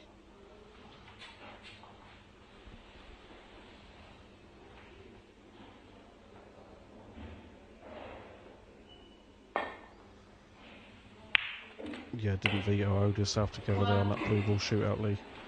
He knocked 2 lovely blues in, didn't he? Yeah, he struck them very well. Didn't hit them. Didn't hit them too hard. Unlike the shot that he had a long red to win the match just before they went to the tie break, and he absolutely butchered it. Hit it a million miles an hour. Didn't even go close, did it? But you know, that's what the pressure will do. All of a sudden, he's had a chance to compose himself again before the long blue. So, this could be awkward for him. Yeah, he's not looked at this, has he?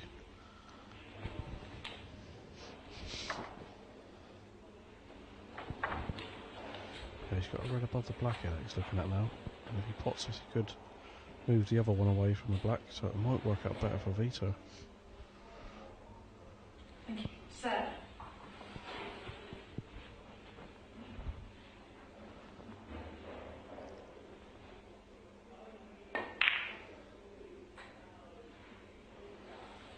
Yep, good call, Billy. 8. Nailed it, son. Like I say, he's got a tough pot. He's right on his cushion, so he's just got to concentrate on the pot. Yeah, just cue it through.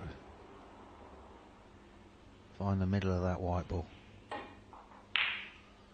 And he's not found the middle of it. No, like I say, they are tough shots. You just got to concentrate on the pot there, find the cue ball, make sure your head and body are still on them shots. You know, it is tough. Well, to be honest, Billy, the hardest shot in snooker is to hit the middle of the white ball.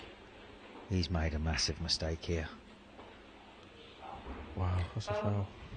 You know, he's got so much room there to screw off the pack onto the side cushion, and this is the mistake that the players are making from week one. The shot hasn't changed, Billy, has it? No. If you play off the pack and catch a bolt colour, the cue ball doesn't reach the cushion.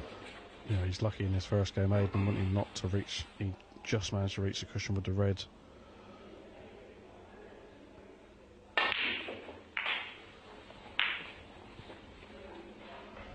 He's been fortunate early. 8.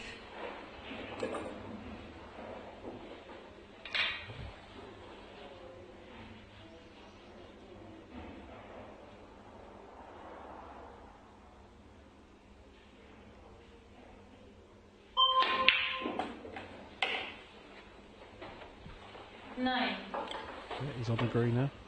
The red should go on that pink spot to the bottom right pocket. It definitely goes to the left pocket, so.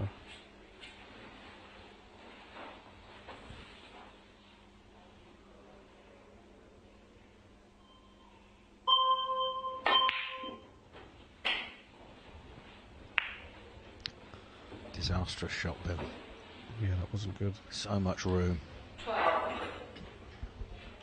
Yeah, he even could have played for the red on the black cushion there, Lee, couldn't he? There's a lot of room for error on that shot. Yeah, so many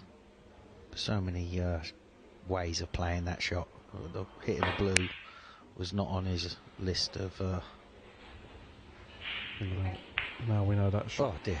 That red did go in that bottom right pocket, so you know why he's not screwed into the green. Just above the middle pocket for that red there. Yeah, he should be nowhere near the blue. Oh, that's another foul. Dear me, he's having an absolute nightmare. 6. I think he's thinking about his bed. He's in tomorrow's final. Oh no, what's going on here? Why is he playing this one? I mean, that's beyond me, Billy. Why is he not playing the red to the right of the black? He's got a red above the black there, red below it. That's 16 points up for the reds, blue. It's 30 points. You know, but because the red to the right of the black only goes in the right pocket. So, I mean, well, he's made. He's out. He's out of position, Ali. He's just missed a black that was just like this shot, and that was a little bit tougher, but I fancy him to get this, but he's still running away from the black, isn't he? He's played a good shot. He's played a lovely shot there. But like I say, it's very missable, that shot, Lee. Of course, it's just. Now he's hampered, so this is a bit trickier.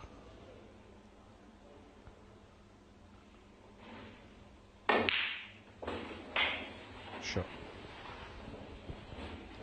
Yeah, back in perfect position, but there's not many players I know that would have done the break this way round. But he's got a massive lead 15 against this week's favourite. But he's had an absolute nightmare. Yeah, Aiden's he's had a nightmare this frame. I'm glad it didn't happen to him in his first game of the evening. Of course, he gets to come back tomorrow anyway. This is just to get to the final. Cool. It's a bit out of position there. Yeah, Aiden. In his mind, of course he'd love to win tonight. There's £500 up for grabs, but the main thing about this week is getting to Wednesday's final, putting your name in the draw, and then performing that nightly. As we see, Andrew Norman did it, Aaron Canavan did it. And Andrew Higginson last week, he lost first night. Yeah, there's a £1,500 for the winner tomorrow night, plus that puts your name in the hat for the 10 grand. Yeah, it's all about tomorrow night. Tonight now is it's just match practice, getting used to the table. Still, there's plenty of time. 7 minutes is plenty of time for a 50 break, as we know. Yeah.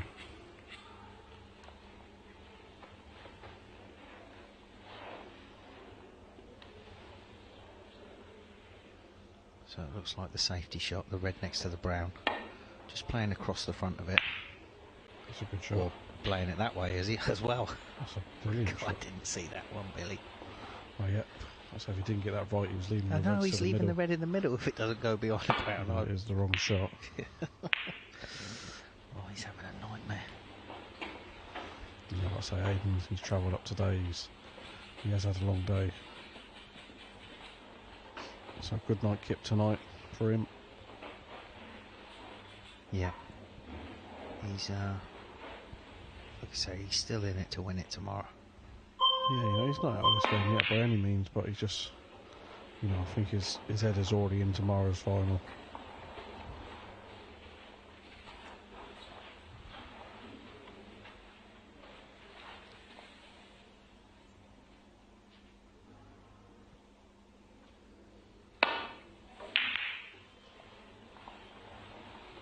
Yeah, that could be that, Lee.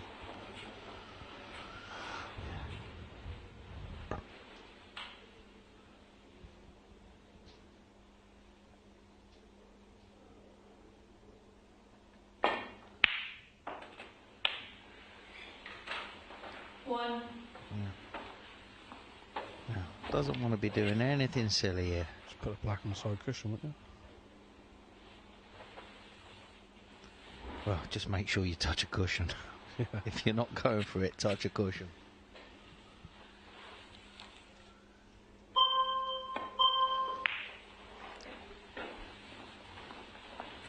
Vito Puopolo 1. He's going to smash into these. As Neil Folds yesterday, if Hayden doesn't put a ball soon, he could be bageled to 0.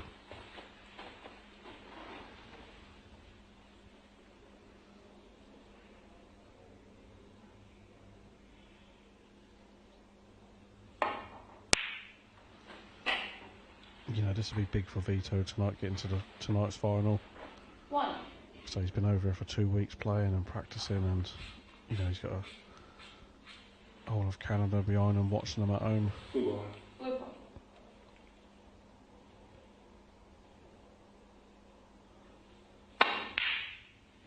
Oh. Well, he's picked up where he's left off on the blue ball, then. The likes of blue ball. 6. You know, I did say to Neil last night, I was very impressed with him, what I see of him in practice and stuff. I said he knows his way around the table, he's a good all-round player. Yeah, look at this, he's giving him absolutely nothing. He's doing a Mark Gray on him.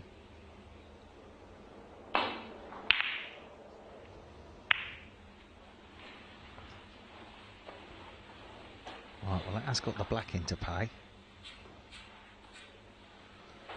Yeah, he could just put the red onto the black here again, try and get the black on the cushion, but he's not going to play that shot.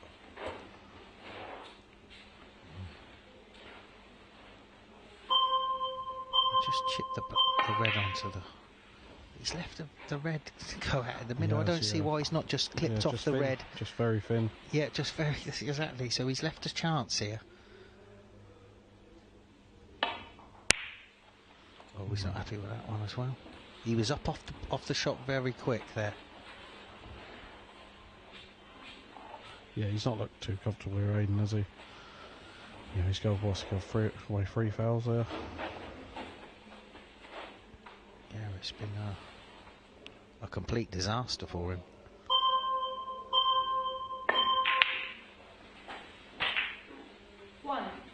But like you say, he's had a bit of time on the table now, and all that matters is tomorrow night. Yeah.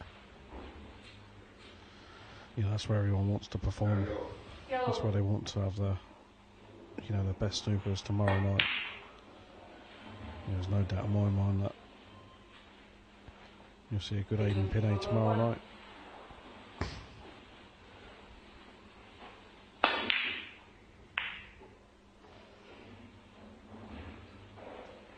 You know, when you're trying to make things happen in snooker, it can make you look silly, can't it? It's the same as the shootout when they're running around like headless chickens towards the end. They got no time. It's don't get me wrong, it can be exciting, but it can also make you look stupid. It's another nice pot there. Yeah, he's done well. I know he's had ball in hand a couple of times, but he's potted some nice balls.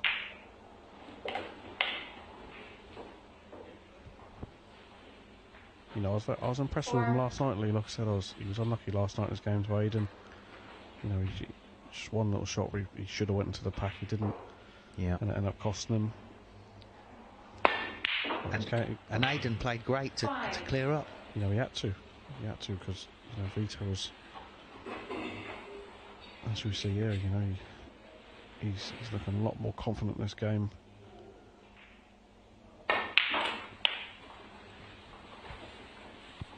I think we're going to see a handshake very shortly. 7. It's a nice feeling, isn't it, when you get to the end of the frame like this and you know you can't lose. Yeah. Just get a few cueing shots going. Yeah, it's nice. Like I say, you can let your arm go here. If you can do a few exhibition shots, Lee. It's nice. Walk around the table. Well, I'd have been playing the green there, but yeah, you can't go wrong with the green. 10. But like I say, it is the bagel. Yeah, that's it. It's just pop this red, Aiden. Is he? No, the handshake there. So, ladies and gentlemen, we've had a little upset there. That's Vito through to the final as he bagels Hayden Pinney. We'll see you after the break.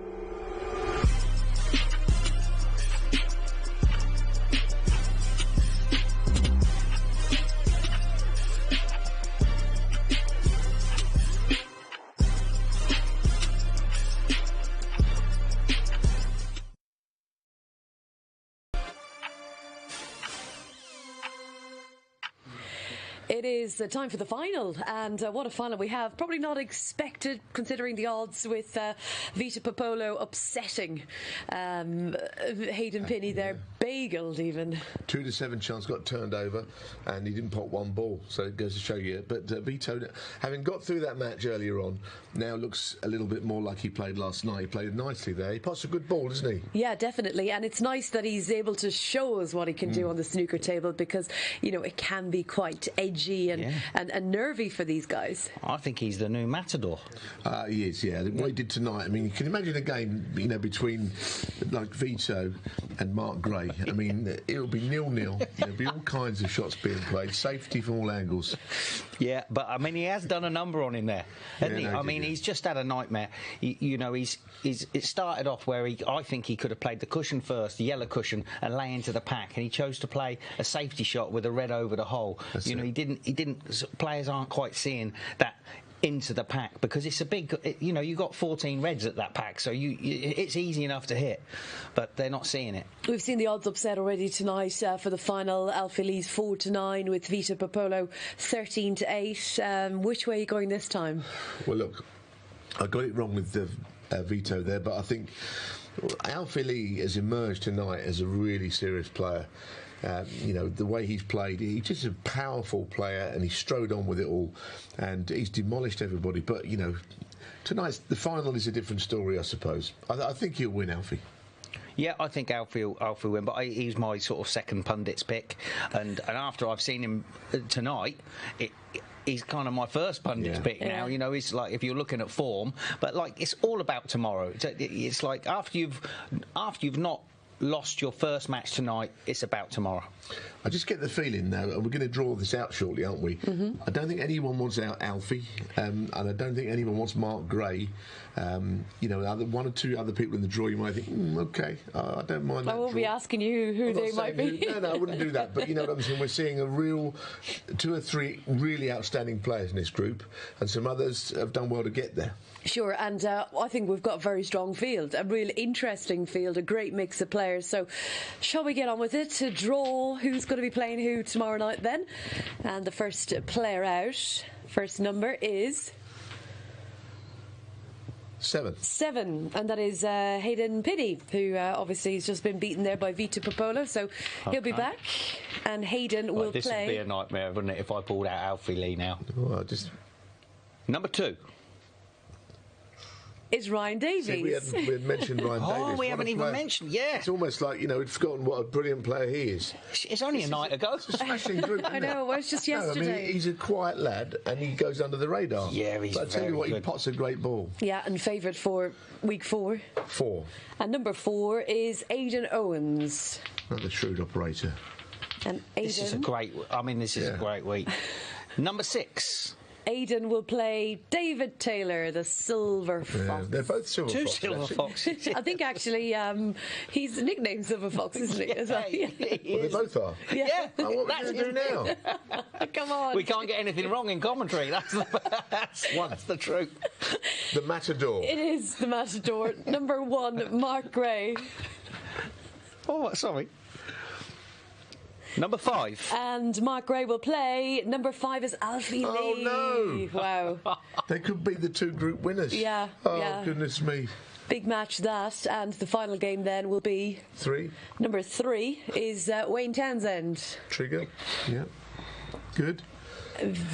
Against number 8. Vito Puopolo. Who's in the final? He's in the final, and I think, folks, we are ready for that final shortly. We'll have full confirmation of the draw for you. But wow, Alfie Lee, Mark Gray. It couldn't be worse for everybody. That is a game not to miss. No, I'll be here. 100%. Well, of course you'll be. You work here. But I'm looking forward to it. If I get the sack tonight, I'm coming tomorrow. You can be here tomorrow. That's handy. Will you be here? Wait, tread carefully. We all have to tread carefully. We all want to be back tomorrow. Right, let's confirm the draw then, I think. It's kind of like giddy hour, isn't it? We've had cocoa time, and now we're kind of into the early hours. And coming up on Wednesday at 10 o'clock, Hayden Pinney, Ryan Davies, 2 young, great players there. there. Left-handers, good players. The two foxes. Yeah, then the battle of the silver foxes. Yeah, I mean, who's the silverest of foxes? We don't know. We'll find out tomorrow. Aidan Owens and David Taylor, Mark Gray and Alfie Lee and Wayne Townsend and Vito Puopolo. Lee Richardson's going to be here tomorrow night to watch those, apparently. I am coming tomorrow night. I mean, you couldn't ask for a better draw, a better lineup, really. It's just very interesting. Yeah, if you were doing the draw yourself, you'd know how you'd do it to get like the four big names in the next round, but it's just horrible. We did do the draw ourselves. Well, yeah, but we didn't fix it. No, absolutely. No one thought we did. But the more you say it, the more people will think we did. No, but it's just... We didn't fix the draw. No, we didn't. But that's not what you would do. Keep digging. It's not what you would do. Actually, I've thought about it. Actually, you might not be back tomorrow. No, I don't think... The two silver foxes, I mean, you just wouldn't pick those together, would you? I mean, Isn't it great though that we do have the live draw? It is. And it's anticipation as well for the players that are waiting to find out who they'll play. Yeah, because they're all sitting downstairs now watching the draw as well live. So it can't be better than this. Right. I mean, I'm excited. Yeah, we're buzzing and we're ready for the final. We're going to take a quick break and hopefully we'll see you after these.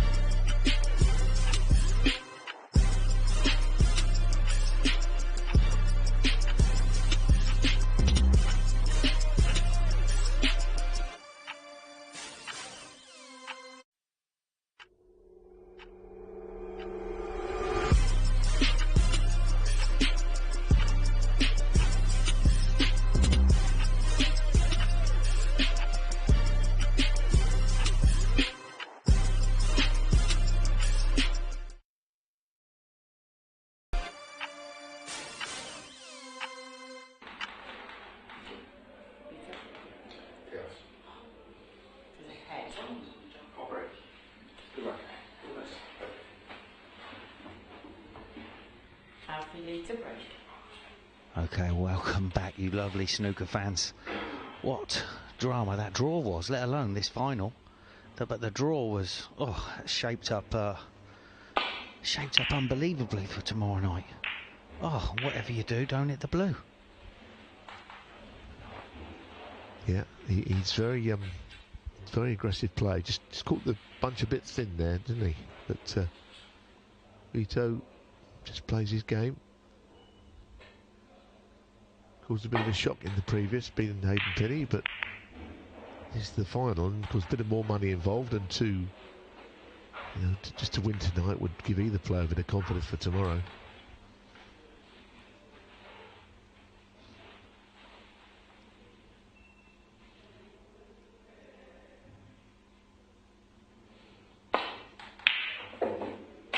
Knocks them in, doesn't he? Yep, that was very clean. Why? Nicely controlled as well. Didn't overhit it. Stayed this side of the bolt colours. So do you go into the pack off the brown?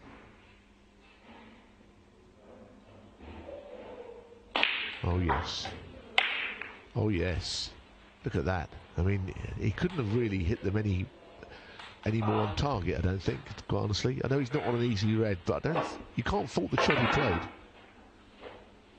You seem to have spotted something there, Lee. You moved near the screen. I didn't know whether that red goes into the middle pocket. If you just roll that in and push through onto the other red, no.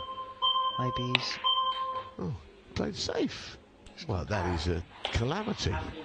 What happened there? Now, this is where you're going to try and say, where should he put the cue ball here?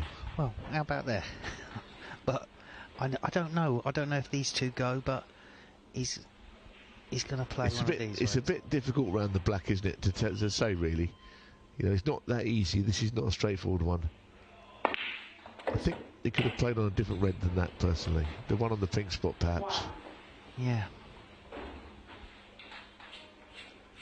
Anyway, he didn't want to run out of time like Alfie did the shot before. No, Alfie had a nightmare, didn't he, there? He was on a couple of reds. Oh, dear. That's not a great kiss. It's not the best of shots, to be honest. You know, again, Neil, I know I'm saying it again, but he's got ball in hand and he's made 6. You know, because you can't see where the next red's coming from. There's definitely something in it, what you're saying, in that, you know, if you can work out the best place to put the cue ball, that's a massive advantage.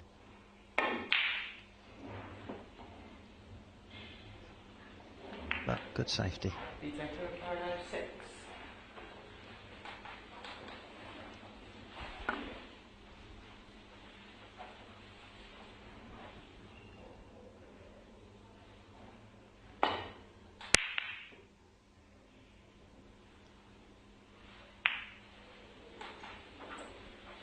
Well, he's invited Vito here to go for the long red, but the cue ball's sort of crashing into other reds, I think. Yeah. He's playing it with check side. Oh, that's a difficult shot. Oh, what a good shot that is with check. Yes, that was a great shot. I mean, he still hit the reds. I mean, I know. But don't you think he was always going to hit the reds with check anyway? Yeah. So if you're going to do that, why not just play it, you know, the easier way? Oh dear. After such a good red, he misses that one. Yeah, he's left the red over the middle pocket.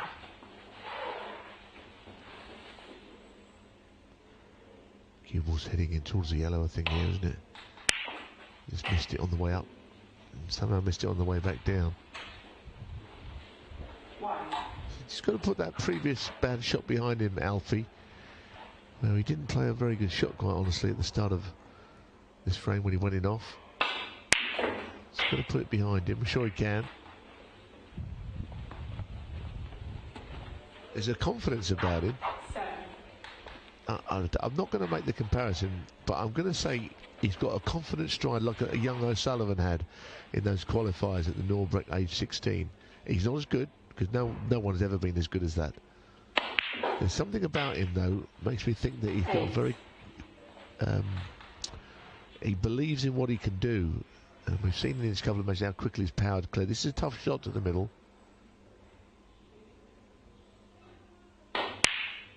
But right now he's just devouring these chances, isn't he? That's a beautiful shot. You know yourself, Neil, that's not an easy pot into the middle. He's owning the table out there. Great presence about him, as Billy said earlier.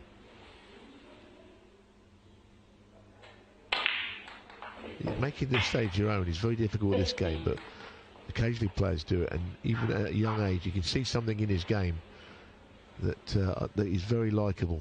It's brimming with confidence. Into the bunch here. Yep. Well, not bad, although the black's been taken out of the game. Yeah, but that's still...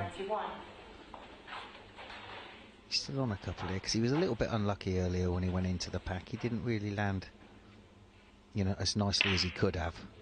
But this is looking like easy shelling around the pink spot at the moment.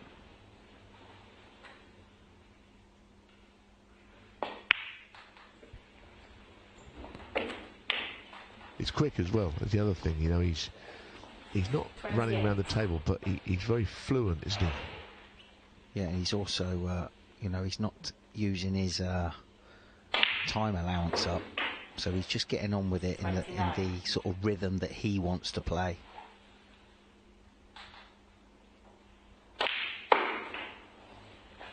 You have to play the other red here. He's not quite got on the red as he wanted to. 35. I think you've got 15 minutes to win these frames. He's winning these with 5 minutes to spare. Yeah. I think he can do the same here.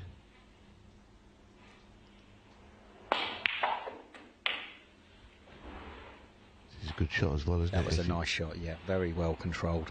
36. Might just nudge reds. He can play on the top red, but he might just nudge reds below the black here. No, he's played on the top one. Fair enough. Doesn't have to do that. Yeah, that was nicely judged as well. Nice bit of right-hand check side on that.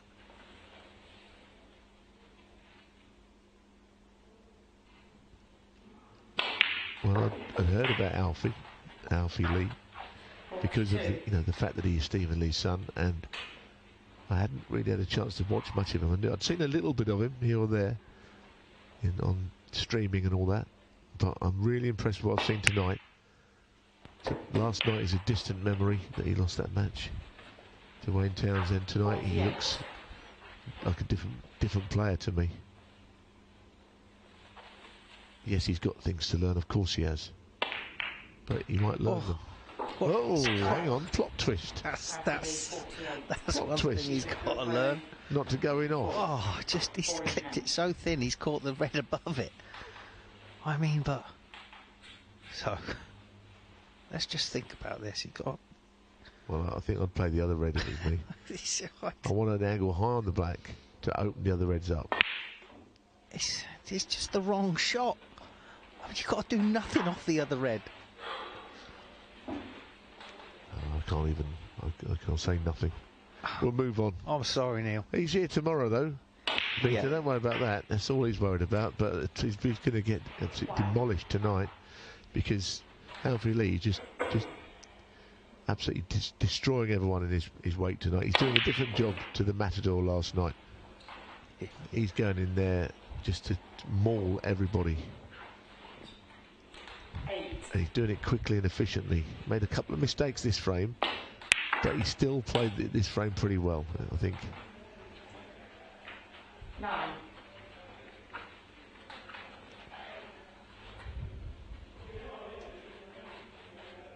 Looking at the clock, he actually needs one more ball here, doesn't he?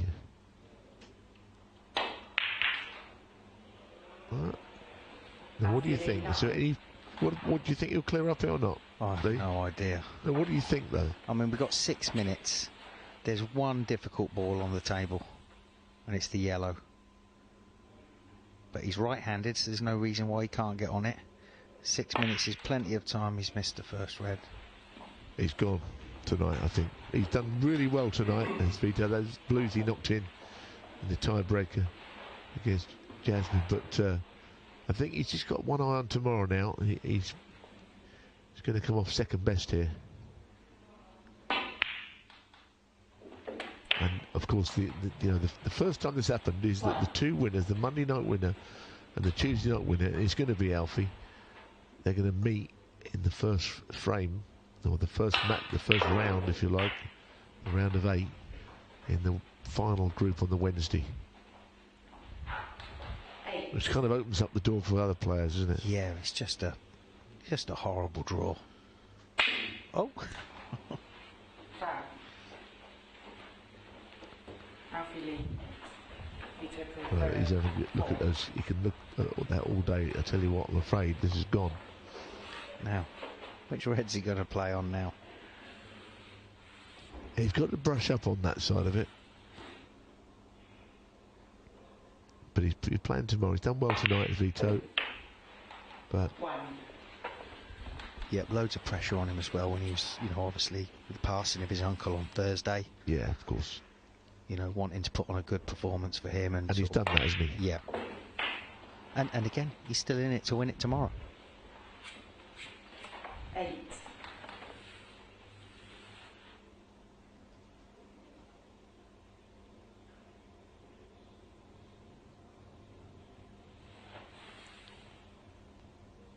So that's a long look at the scores. He's playing a good shot, though. It was worth waiting for. And if he fouls, that's one snooker he needs. And then he got ball in hand to play another snooker. So.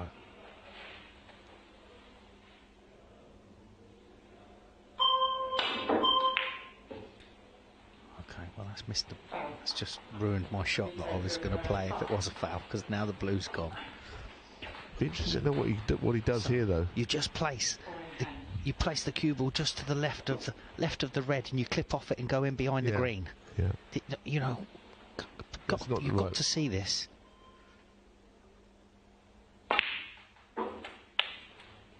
Well, I mean, look, if he takes red-black, there is an argument to say take red-black, get the red-black out of the way, and get it on the yellow. That I get your point, but I can see why he might have thought, I'll take the red-black now while I can get them. Well, could play red-black. You see what I mean? You know. Still got to guarantee a snooker from here, though, which is a lot more difficult than having ball in hand and playing a snooker. I would have played your shot, but I can kind of see what he was thinking. He wants to get the red-black out of the way, because sometimes you don't have the shot. I mean, if he'd have nailed him in behind the green there, maybe he'd have done the right thing.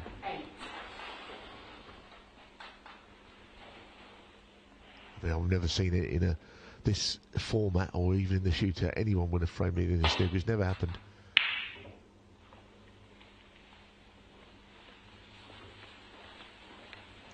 One big shot here. If you can just get the snooker, then it's still possible, you know. Yeah, going to be difficult from tight off the rail. You can't get anything on the cue ball. Can't get enough left-hand side on.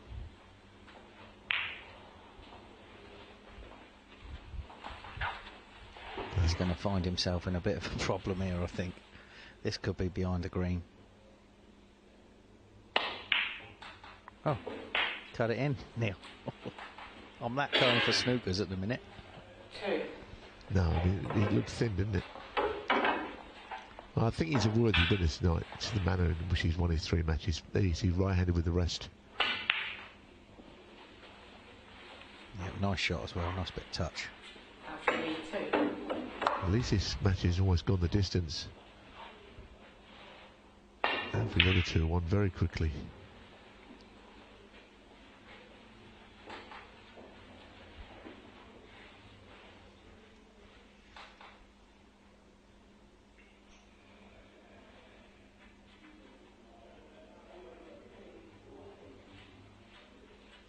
He's running the clock down. I don't think he has to worry too much.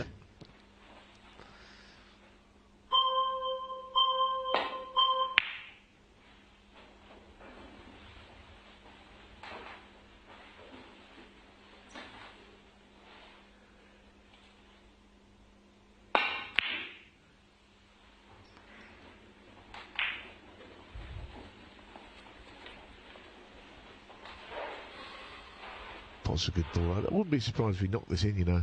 You have a look at the angle here.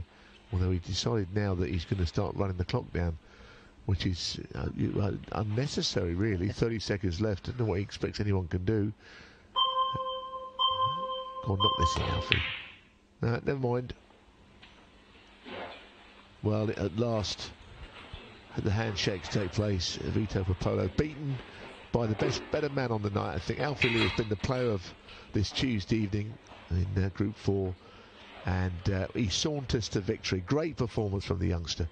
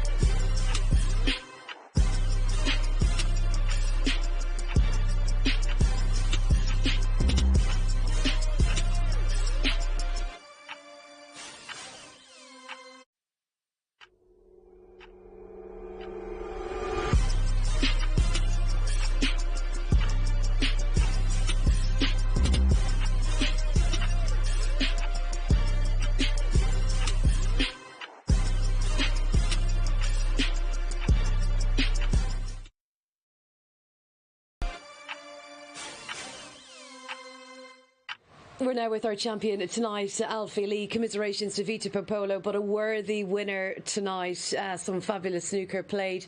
Congratulations, Alfie. I know it was better than last night, so everything is a bonus, but you must be very satisfied with how you've been playing. Very attacking. Yeah, I played well against David Taylor, made an 80-odd, whatever it was. And I was just trying to, as soon as I got in, I was just trying to stay in and not let my opponent have a chance.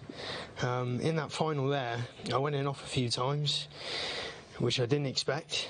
But yeah, I played some solid stuff. But your strategy has been to stay in, and basically it's been different to what we saw last night. Your strategy is pot all the balls, basically. The first two matches, and you did it in a very aggressive style. You know, you're a very attacking player. I mean, is that the way you've always played, or...? Look, I've been playing for 2 years. If the format wasn't one frame, then you'd probably see a side to me that you probably wouldn't see in the junior section. Yeah. What you mean, more of a safety side? Yeah, I think safety in like a best of 5 or a best of 7, you need safety. Yeah. But in a one frame format, you need to sort of go for your shots and believe in yourself, you know. And I think I held myself together pretty well. No, you did. I was very impressed tonight. I like the way you hit the ball, like the way you get through the ball. We speak about the way your dad plays and did play, you know, the way he got through the ball. But you are doing that too. I don't know if that's anything to do with your dad, but the cue just goes right through the ball and beyond. Yeah, that's something you worked on. No, that's the way I've played since I was a youngster. It's a natural thing. Yeah, natural.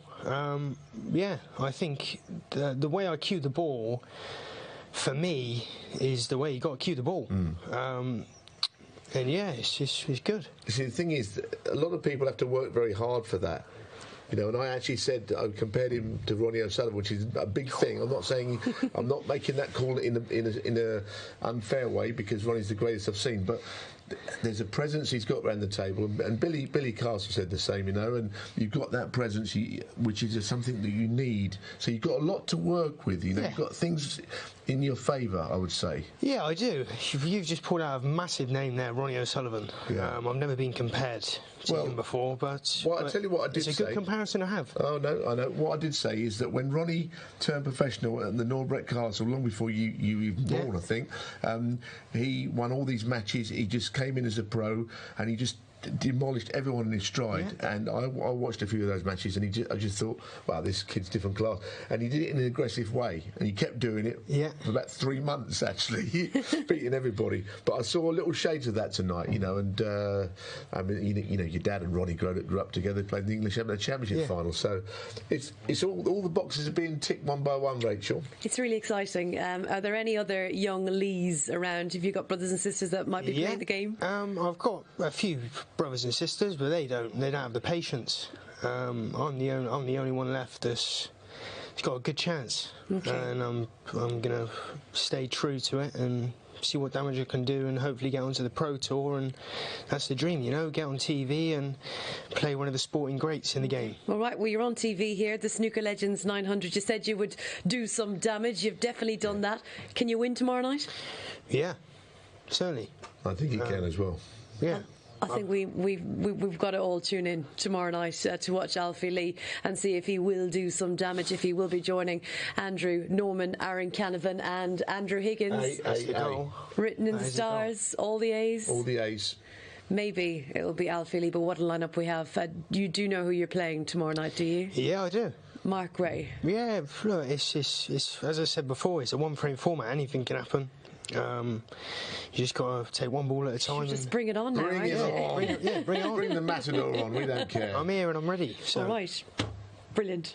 Congratulations to Alfie Lee. And this is how he did it, folks. Confirmation of the results tonight. Alfie Lee has just won the final against Vito Puopolo. Great to see the Canadian not only play in this new format, to travel all the way from Canada, but to also show us some of his real style around the snooker table. He'll be back tomorrow night, of course, and Alfie beat David Taylor. What an age gap there was there. 60 years between the pair of them. Alfie Lee, 19, David Taylor 79, and of course tonight his first match he beat Declan Lavery. So quite refreshing, isn't it? And to hear someone speak with so much confidence, and my goodness, Lee, he's bullish, isn't he? He's here to do damage. He's a nice player, great cueist, confident. I like him. I think he's a good player. He's going to have a tough match tomorrow with Mark Gray, but yeah, it's going to be good. I think. I mean, I'm going to come and watch. Well, that's just in case you didn't know. Kind of you. No, but I think the point is right. There's all these people who you look at players and some you think, you know, he's really keen player, but he's not quite good enough. You see certain people, you think, what he can only get to a certain level. Now, I'm not saying Alfie is going to be a great player, but I see enough there to work. He's got something. Yep. I don't know how far his career will go. There's something there that is really talented to work with that other people haven't got, and the mechanics of the way he hits through the ball is really nice to watch as snooker players. You know, you think, well, this guy's getting through the ball. He's got that bit about it. The rest of it, I don't know what's going to happen. No, definitely. I mean, Vito made a couple of mistakes, didn't he? I mean, these players with ball in hand, you know, they are making a few mistakes. I mean, it's not just me, Neil. Tell me it's not just me. It's not you, but you do get really enraged by it, and I like that, the passion, you see. You know, but sometimes you just see it's like when he had the chance to play the snooker there, I would have just put it next to, just chipped off it, put him behind the green, you know. You're guaranteed that shot virtually because you're placing it where you want, you know. And when you don't score, when you got ball in hand and you make six, I think it's not good enough. That is the frustrating thing, because you know we say anyone can win this, you know, ball in hand, it's massive, but you gotta go in and make hay when you get the chance. That's true, but ball in hand is something is not really in snooker until you see it in the shootout and this 900. So it's kind of a new thing.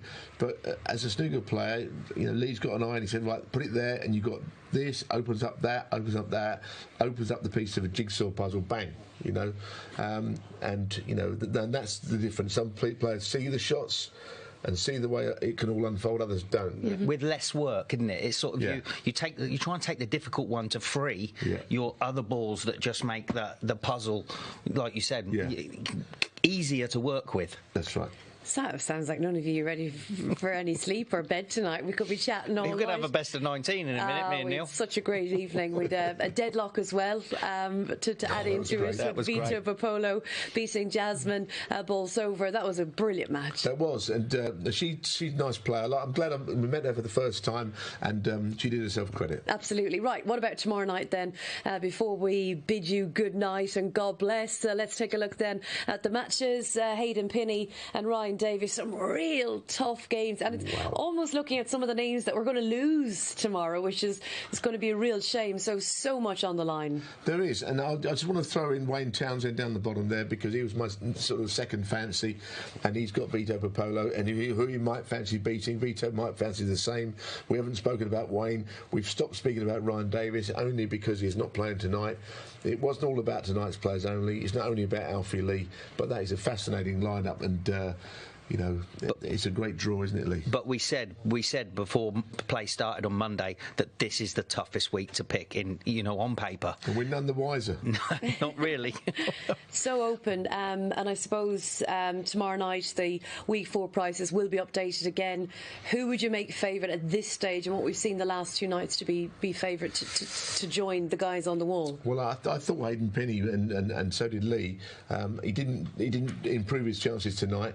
I'm good to stick with him, but Alfie Lee I was massively impressed with. Yeah, it was his first outing tonight though, Hayden. So you know you got to let him have a chance on the table. You let him get used to a few things. So I think he can't be as good as you say he is without him being that good.